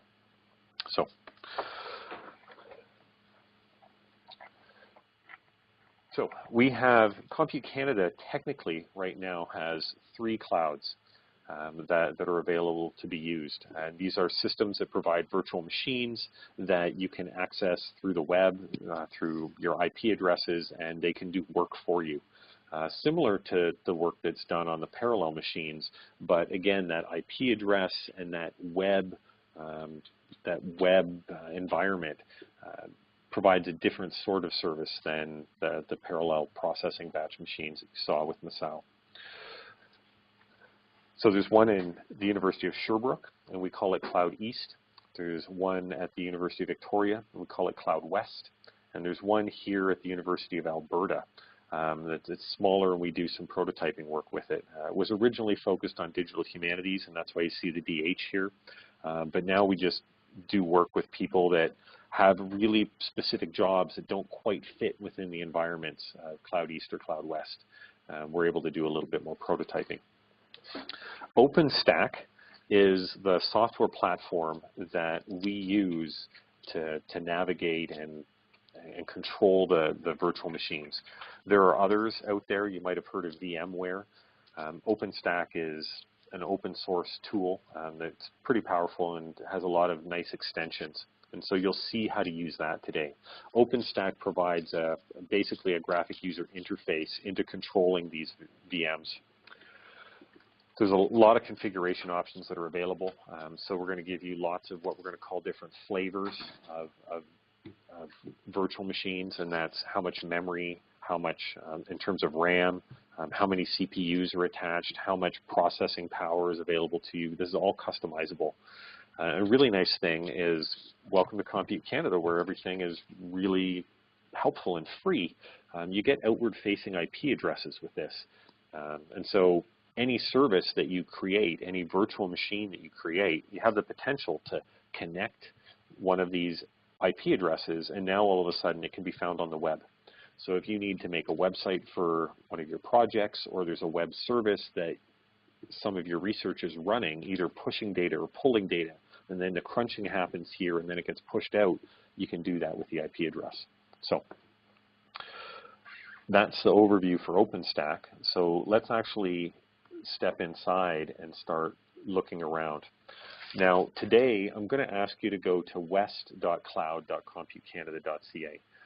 When you get a cloud account, and you all have cloud accounts, we had them made automatically for you when you signed up for this workshop. If you're just being an interloper and didn't sign up, I'm sorry, you don't have a cloud account right now. But you can get a cloud account by sending an email to cloud@computecanada.ca. So that's cloud@computecanada.ca. And then you'll get access to this. But it'll take them a bit of time to actually process that request. So we're going to go to west.cloud.computecanada.ca. And I'm going to drop out of the PowerPoint presentation here. And I'm going to come back up here to our web browser. And we'll do this next little bit live. So welcome to Cloud West. This should be your Compute Canada username and password. If not, then it'll be your WestGrid username and password. So you can try either of those, and hopefully you're able to log in. So let's get you logged in. And again, you're at west.cloud.computecanada.ca. I believe it will be, I'll just interject, it will be your WestGrid ones. Those are the ones that I sent through to get them created. So your WestGrid ID and password. So it'd be your WestGrid ID and password then. Thank you, Jen.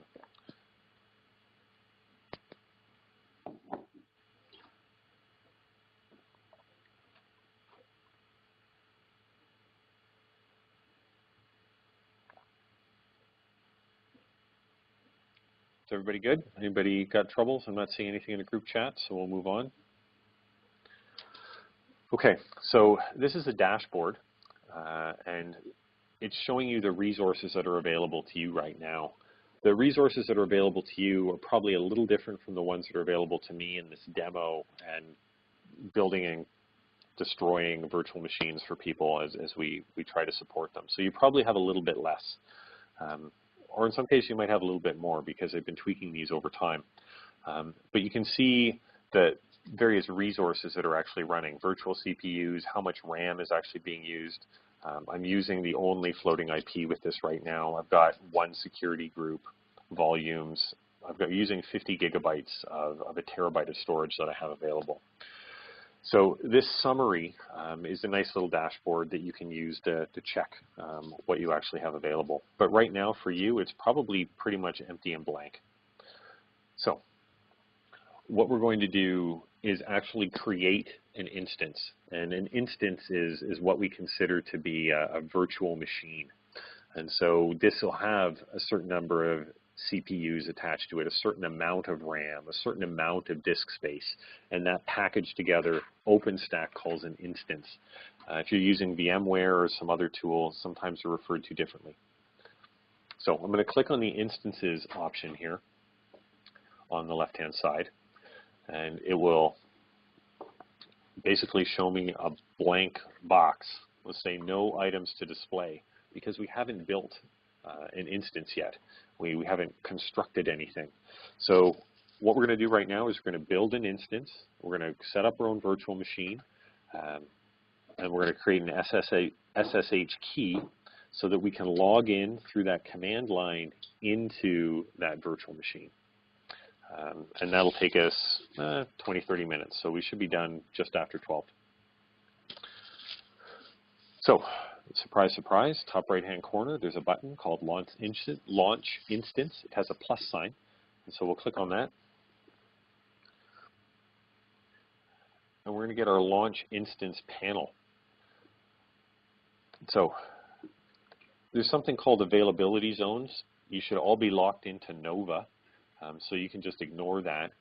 You can control different environments that your virtual machine is going to be available in. But the way your project is set up right now, and your project is you, your account is a project, you only have that default availability zone. You need to give your virtual machine, this instance, a name. So I'm going to call it WestGrid CC Workshop Instance.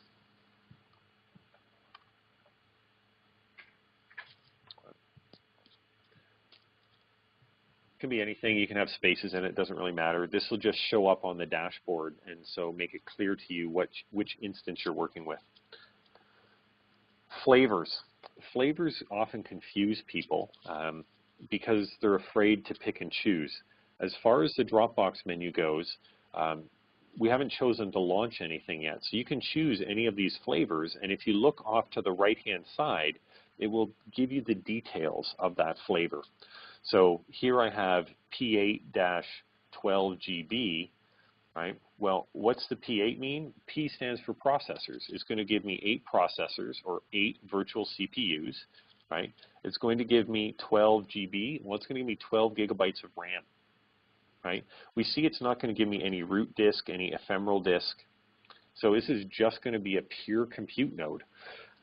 So what I would have to do if I actually want some storage attached to it is I'm going to have to create a volume later and plug it in.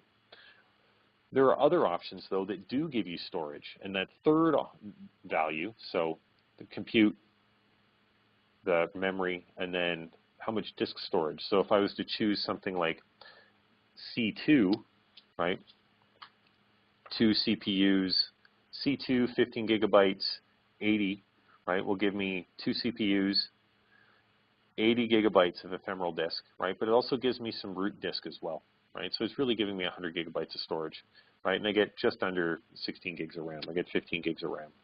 So these things are available to us. So we don't need to build anything huge today. So let's just build a virtual machine, and let's build the biggest one that you can. So you probably have, I think, what's your limit? I think it's like 4 CPUs that you might be able to get, or might be 8. 16. That's fine. Let's build. What do you have? What are you guys seeing? 16 CPUs. Okay. 120 gigabytes.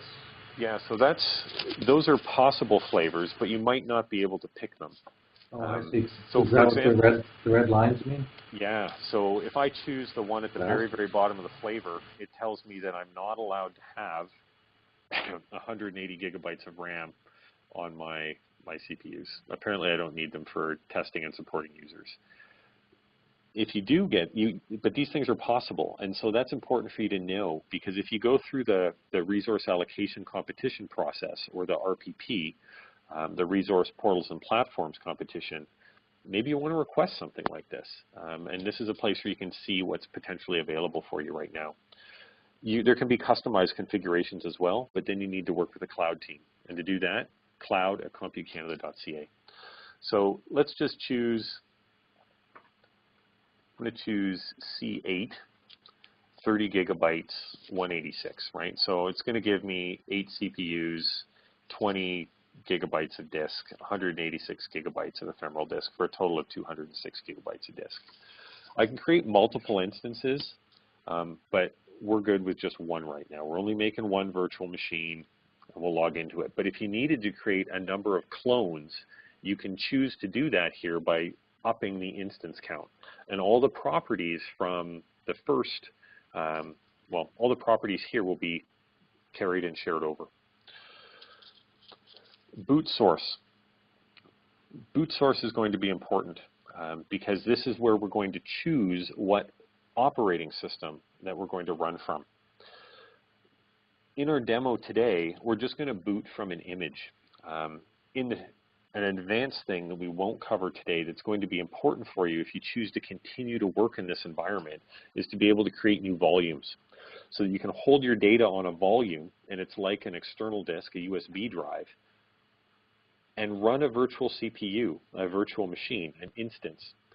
If we have this separation, that's a good thing, because when we destroy this virtual machine, the volume stays. As we're setting this machine up right now, because I don't imagine it's going to be one that you're going to keep and continue to use and so on and so forth, it's just a demo for us. Those are linked. And so that disk is closely attached to the virtual machine. So if I destroy one, I destroy the other. So that's why we see some of these volume options. I could create a volume, I could load all of my OS on it, and I can actually boot from that volume, and it'll be separate from the virtual machines. Today, though, we're just going to choose boot from image. And we're going to select an image, and what we're going to choose is we're going to choose to load an Ubuntu server. Right? So it's the very, very last option. And we're choosing Ubuntu because it's a very user-friendly flavor of Linux. You can see, though, that there is a Windows server here, and it's just an evaluation version of it, but we do have the ability to run this. So let me just check, make sure I've got all the right pieces here. Do that. Okay. So that's the Details tab. Don't hit Launch yet. We need to run through the other options at the top here. So we need to click on Access and Security. So the Access and Security tab at the top of the Launch Instance window. Now this is where things are going to get a little bit tricky. So I'm going to pass it over to Vineet, and he's going to go through the MOBA Xterm components. And then once everybody on Windows machines using MOBA Xterm is caught up to speed, then we'll move through this as a group. So I'm going to unshare my screen, and I'm going to pass it over to Vineet. Can everyone hear me okay? Yep. Actually, I think you should mute your mic. Okay, so hopefully at this point you'll have installed MOBA Xterm on your Windows machine.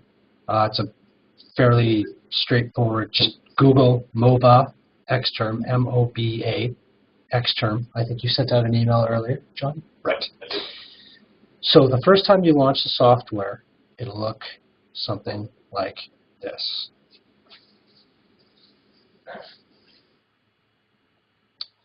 So it'll uncore the pack, unpack the core software. And you'll notice that I've got a window open to my user directory. It'll create a folder called the MOBA Xterm. If you've changed a configuration or if your installation's gone completely wonky, if you delete that MOBA Xterm folder, it resets it to a pristine install. That's basically what it looks like. You have several options to, this is the free install. If you pay for the commercial install, you can get rid of some of these options like games and such and such. It also allows you to create an infinite amount of shared sessions, etc. But to get you started, this is all you'll need.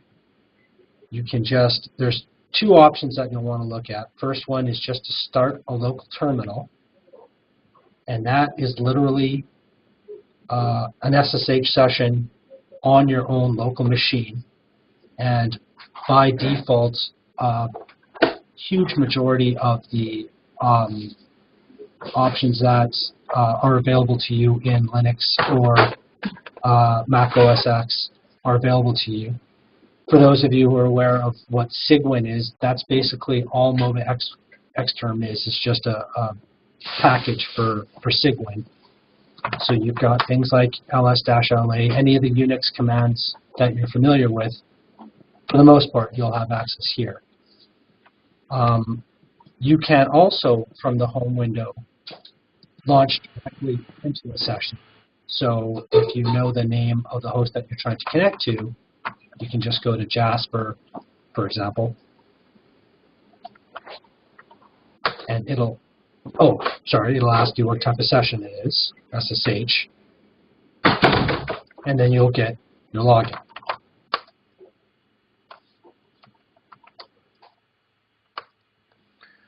It'll give you the option to save. Whether or not you're comfortable with a piece of software, knowing your SSH passwords is up to you. I'm not. You'll also notice that it has a built-in SFTP client on the left side. So again, similar to Globus, this is just an SFTP client to the machines that you're connecting up to, which you can drag and drop files in and out of to manage files on remote systems. That's probably the biggest things that this system is very, very customizable. Settings are in the settings folder. You can change fonts, paths, color. It also has built-in and available by default a local X11 server in the client. So if you don't have to connect via SSH-X, if you just SSH, you'll notice I'm on the system, our Jasper system here, but I can launch GUI applications on the far end, and eventually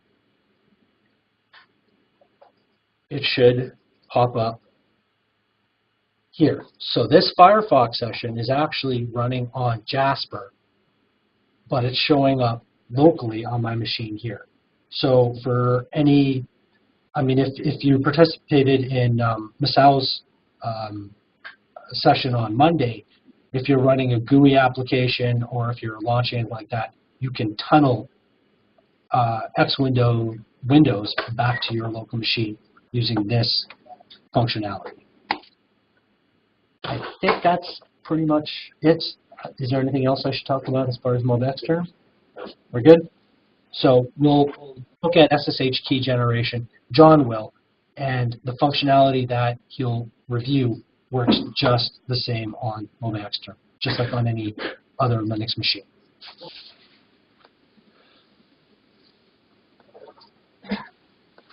So we'll swap back, and I'll share my screen again, and you'll have access to the stuff that we're doing next.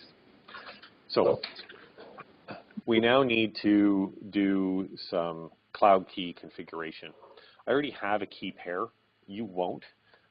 So we'll just ignore mine. And what we're going to want to do is we've chosen the Access and Security tab in our Launch Instance window. And I'm going to click the plus sign.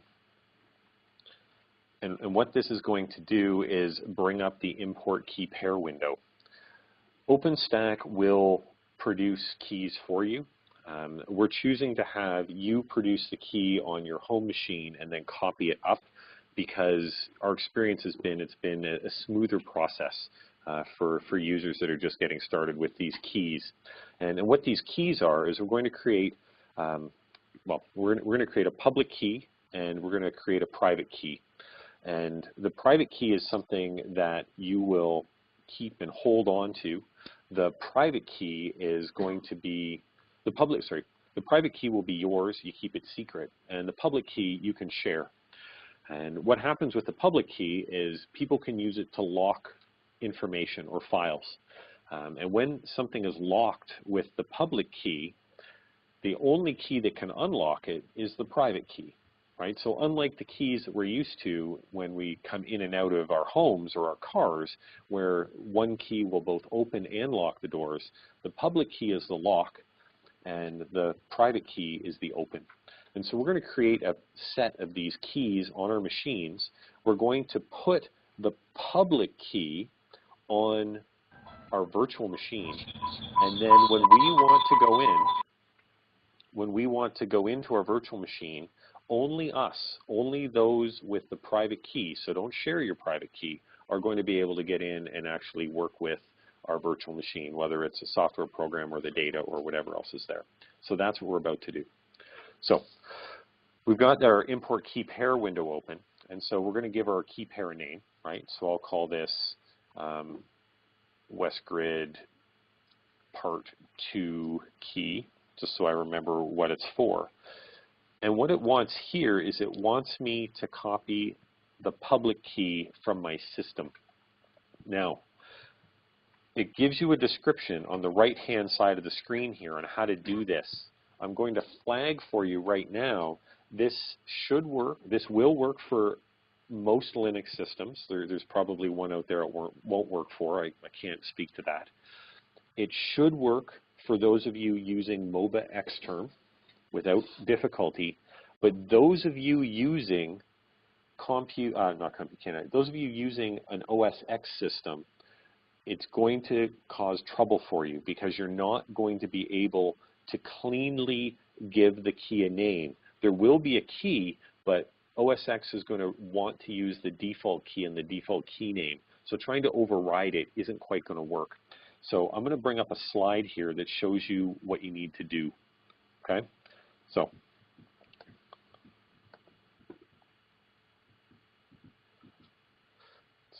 we've already seen that screen. So this is just static right now, but if I was to use it on my desktop, it would look exactly like this.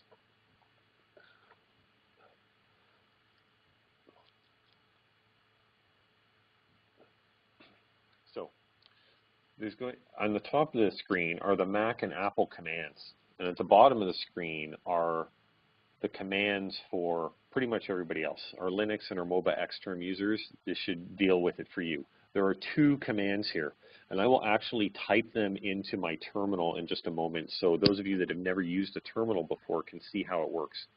The first one at the top under Mac, Apple, or under almost everybody else is the SSH key generation command, and this will generate a key for our secure shell.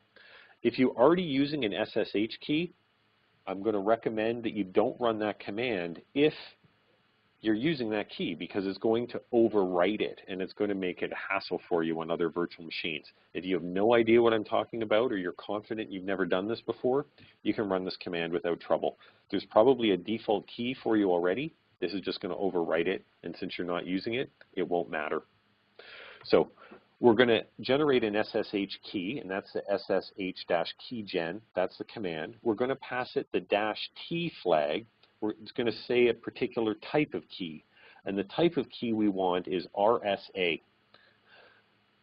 After that, there's nothing for the Mac Apple command option, but for everybody else, there's the -f command. And that's to specify a particular file name for the key. So on almost everybody else, you could name your key cloud key 1 or cloud1.key, for example, and you'll see that's not under the Mac Apple piece. Then once we've done that, we're going to run a cat, and this is a command on the Linux systems. It means concatenate. It's for joining files together. But we're going to cheat here, and we'll also just print the output of those files. And if we only give it one file, it will just print the output of that file. So on the Windows and Linux machines, it will generate that key in whatever directory we're in. In the Mac Apple systems, it's going to generate that key inside a hidden folder, and it's going to be in the .ssh folder. And so that's why you see a difference between the Mac Apple command and the almost everybody else command. I'm going to walk through the Mac commands because I've got it here, because that's the machine that I'm using, but everybody else should be able to follow along as well. So I'll bring up a terminal, and if you're using a Windows OS X machine and you don't know where that is, you can open the Finder, and under Finder you're going to choose Applications, and you're going to scroll down to Utilities, the Utilities folder. You're going to open up the Utilities folder, and there'll be a tool called Terminal. So you have a little black screen. You just click on that twice, and it'll open up a nice terminal window for you. And I hope my font size is big enough for everybody to see.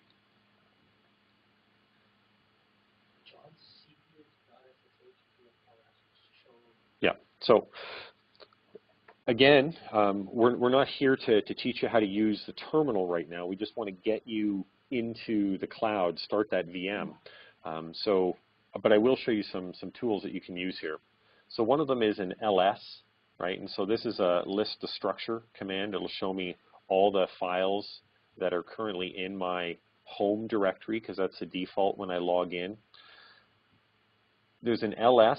I can run an ls-a, and that will show me all the files, right? And so when I do that, it looks about the same, but up at the top, there's a whole lot of files that weren't listed here before, and these have dots in front of them, and these are hidden files and folders. And so there's a particular hidden file and folder on the Mac machines called SSH.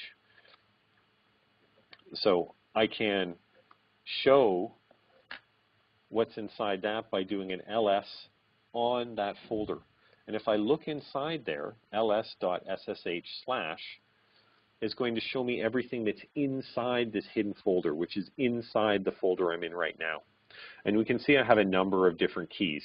I do have some cloud keys because I've done some finagling to get that to work. I obviously tell them I'm a member of GitHub. Here's my GitHub keys, right? It's these ID RSA keys that we're going to use to log into our cloud VM. So I'm going to type clear, and all that's going to do is move all the content up to the top of the screen, and so we're not distracted, and you can just focus on exactly what I'm doing right now. So what I'm going to do is I'm going to type in the first command, right? And that first command is going to be ssh-keygen, right? And that's the command, and I need to tell it what type of key I want to create, and I want to create an RSA key. So I'm going to press enter. It's going to tell me what file do I want to save it as. I'm just going to take that default. I'm just going to allow that to go. I'm just going to press enter, right? It's going to tell me it already exists because I have one. I'm just going to say yes to that. Now here it's going to ask you for a passphrase, and strong recommendation from John, the Compute Canada representative, is put a passphrase in here so that if somebody gets a hold of your key, they can't just use it. They need to know this password as well. For the purposes of this demo. That is actually required by Compute Canada security. Yes. You have to passphrase protect it. So you have to do it. You got to do it. You have to do it. For the purposes of the demo, it's your thing, and if you don't do it, then Compute Canada can yell at you for that. So strongly recommend that you put in a password. It is required. If you don't do it, well, that's your choice. So, and then it's going to ask you to repeat it, right? And it's going to, it doesn't like my passphrase. It's too short. So I'm just going to press up on my keyboard here, so I can recycle the commands I used before, and I'm just going to run it again, right? Oh, same place. Yes, I want to overwrite it. I'm going to put in a new passphrase, one that it's going to like better. I'll put it in again, right? And I totally put in lots of characters that time. We'll get through this.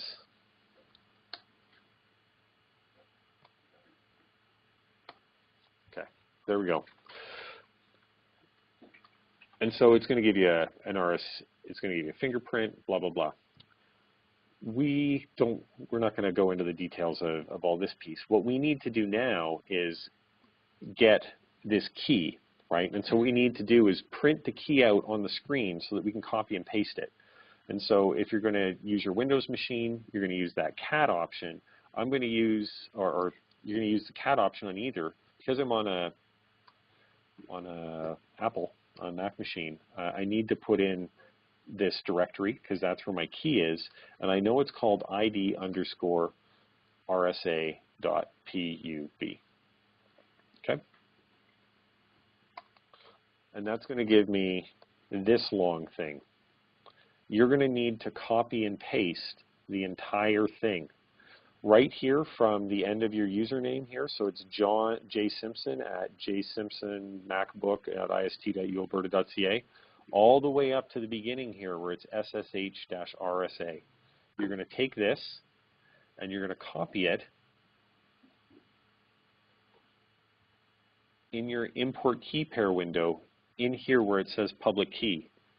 And you're just going to paste it in, however you use. If you're using Windows, you can use Control-X, Control-C, Control-V for cut, copy, paste.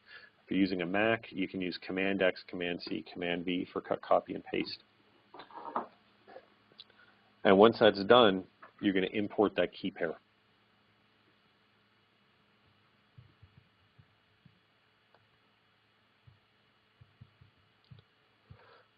You should get a success notification in the top right-hand corner of your screen telling you that you have successfully done the import. If you're not getting that success, it can be picking up, it's going to check and make sure that the key is the right length and so on and so forth. So again, if there's spaces in there that shouldn't be, then you'll need to cut them out.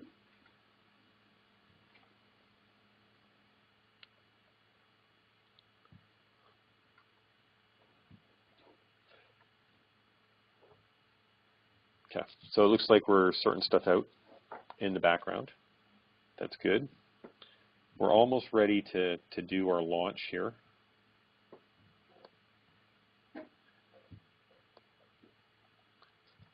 And so we're going to not worry about networking right now. And we're just going to launch the VM. So we've chosen all of our details in terms of how many CPUs and how much storage and what operating system it's going to have at the beginning. We've looked after our key pair, and once you've done this, you can just use that key over and over again. And we're just going to choose Launch on the bottom right-hand corner.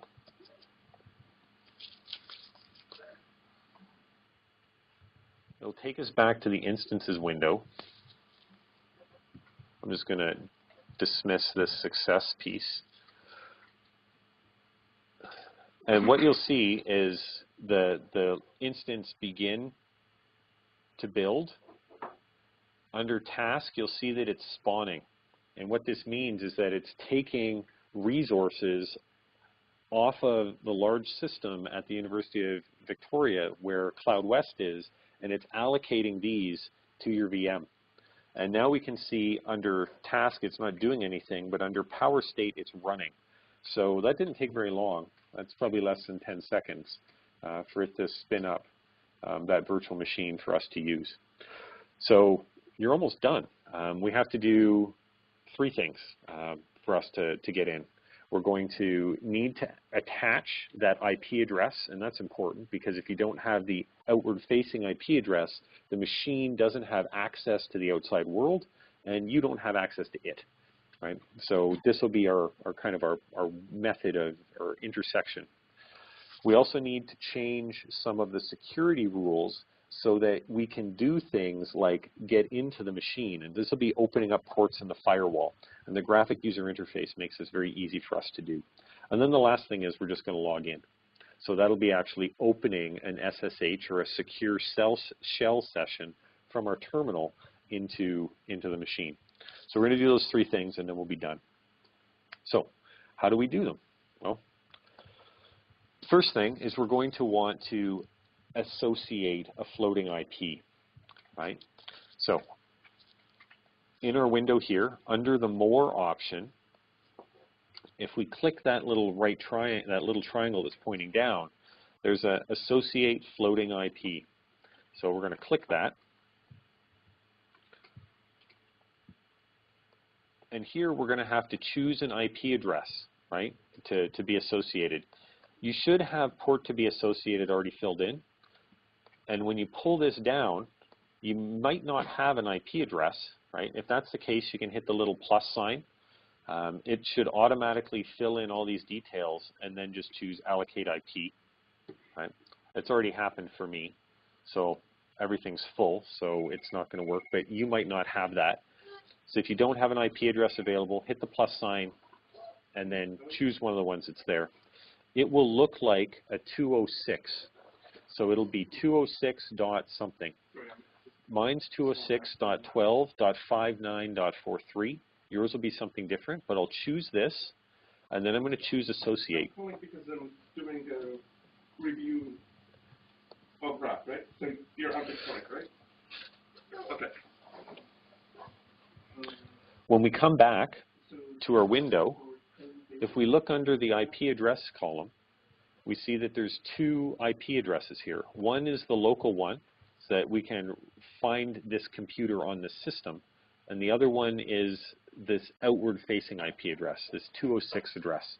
And so we've successfully allocated our outside IP, right? So this floating IP that we can use to address our machine. So next step.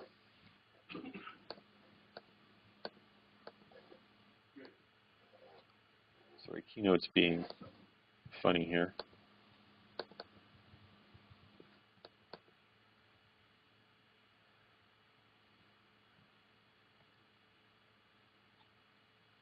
Okay, so next step, we need to control security, right? Because yes, we have an outside IP address, but currently it's not set to let anything in.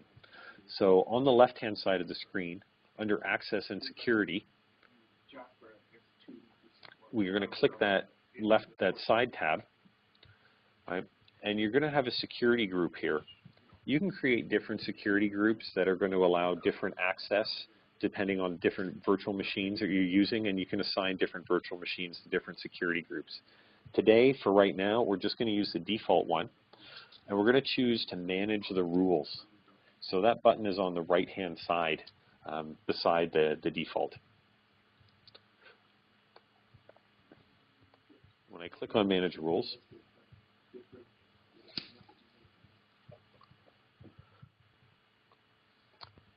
I have a rule that you don't have, right? And it's this rule here at the very, very bottom, and it's called Rule 22 SSH. So how are you going to get that rule? You're going to click the Add Rule button in the top right-hand corner,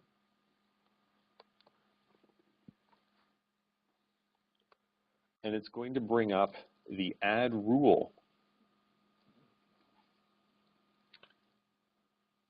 The Add Rule menu for you, right? And it's really quite helpful because it has a whole lot of default rules. So you can make a custom rule, but what you want to do is scroll to the very, very bottom and choose SSH, right? Everything else you can just leave as is. Now I already have that rule, so I'm not going to choose to add it. I'm going to hit cancel, but all you need to do is open up the rule menu, scroll to the bottom, add SSH, and choose add. You'll note here as well that there are other features that you might want to have. So for example, if you're going to run a MySQL database, here's the firewall rules pre-built to run MySQL databases, right? If you want to run a you want to run a website, here's the tools, HTTP, to add those. So if you don't add those, people aren't going to be able to access your virtual machine through these tools. Today, we just need to be able to secure shell in, because we're That's how we're going to demo, and so that's what we're going to choose. I'm choosing cancel. You should choose add. And then at the very end, you should get that option here at the bottom. Right. So we are almost done.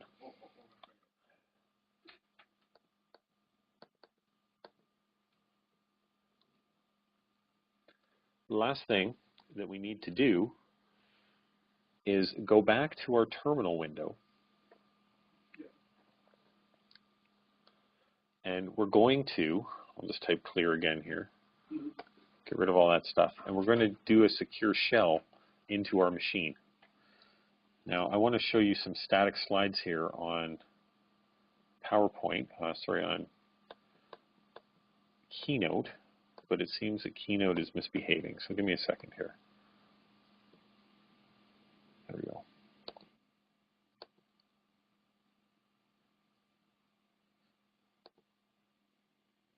There we go. Okay. So these are the commands that we're going to use to do it. This is what it will look like when it's done. But what we need is this. So if you're using a Mac or an Apple machine, this SSH is going to be the command. It's going to open a secure shell, and we need to point it at a direction and point it at a location. The default user for Ubuntu systems, and remember we chose to create an Ubuntu OS, is Ubuntu. And where's that Ubuntu user going to be? This is going to be at your virtual machine IP address. So what you're going to need to do is go back to your instances, your list of your instances, and here we only have one. And you're going to need to copy this IP address, right? So it's 206 dot something, right? You're going to copy this, and you're going to put this at the end of the @ sign here, right? Everybody else, you have more control by default over where your keys are. So you have a slightly longer command.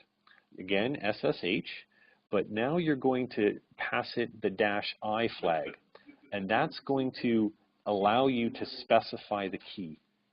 So whatever you called the key, that needs to go in here where I have capital letters key _ name.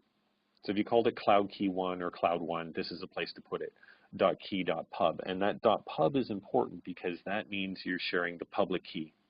Everything else after that is the same. So Ubuntu, because that's the default username, and then and then copy in your IP address, right, which you've copied and pasted from your client. And I'll show you what that looks like on my system. So SSH, Ubuntu, and then I'm just going to hold Command and hit V here to copy in that cloud key.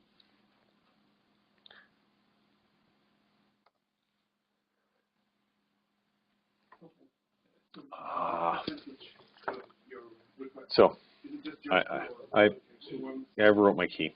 So what you're seeing here is I have a problem on my system with my known hosts. And so it's getting grumpy about this because this IP address that I'm using used to be attached to a different virtual machine. And that different virtual machine had a different ID associated with it. Because I've associated it with a new virtual machine, it thinks that I might be the victim of some sort of spoofing attempt or something like that. So what I need to do is delete that from my list of known hosts. So I apologize. You probably won't see this error. I'm going to fix it right now. No, that's fine. Thank you for the phone call. By deleting it.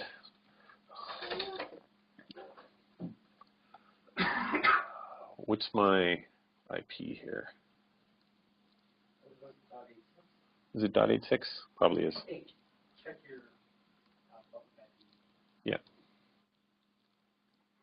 .43. Okay, that's good. So I'm just going to delete this from my list of known hosts, and then it's going to learn a new host, or learn it again for the first time. So we'll cut that.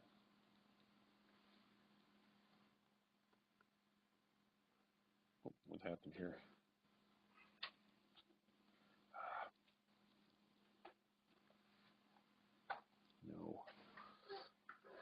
is again, cut the text, cut, Control K. There we go. X, yes, save it. Now if I connect, apologize. Now it's asking me, do I trust this host? And I'm going to say yes. And now it's going to add that name to the list of known hosts. And if the machine changes, then it's going to flag a problem for you. And so now you'll notice that before, what was listed here in the bottom, before the $, before the prompt, was actually something much more local. It was saying it was on my machine, John Sims' MacBook. But now I'm somewhere else. Now I'm on the virtual machine in the cloud. And so, well, what can I do here? Well, if I do an ls here for listing the structure of the directory, we can see it's empty. There's nothing here right now because it's brand spanking new. So what are some things that you might want to do here? We're strongly going to recommend, and this will be by way of concluding what we've done today. Well, here's some options for you. Once you're in, these are some tools that you probably really want to do every time you create a VM. And these are the commands for using an Ubuntu system. The first one is it's going to ask you to do sudo, and so that means super user do, and an important distinction between Unix-based systems and Windows is the use of a special user, and we call them the super user, and only they, with the additional password, have the ability to install software or reconfigure the system. And so by saying sudo, it will start to allow that to happen. And because we've logged in with this key, it's going to assume that we actually have that power. apt-get is the package management system that Ubuntu uses. So we're going to be super users, use the tool called apt-get, and we're going to tell it to update. And what it's going to do is it's going to update the list of packages that are on the system. And once we've done that, we're then going to tell it to upgrade. And that's going to install all the security patches for everything that we have installed in our system. And when we're done doing that, we would then tell it to reboot, so to make sure that those patches are installed. So I'll just do the first one here right now, just so you can see what it's going to start to do. Sudo apt-get update.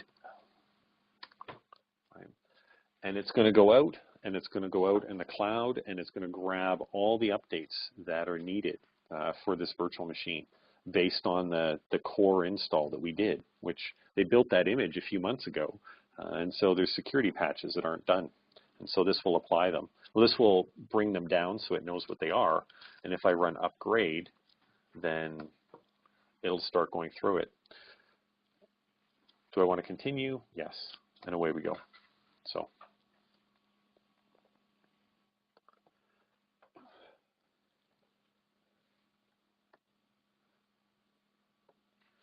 I'll put those up again for you so that you have access to them.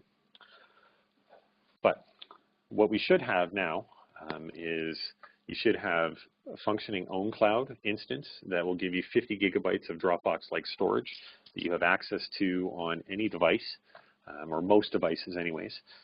You should also have Globus set up, which will allow you to do very large file transfers to encrypt things. There's some advanced sharing features there that we didn't go through today, but they're in the background. And there is a command line version of it which will let you do some serious automation. And we also have OpenStack, which you just saw.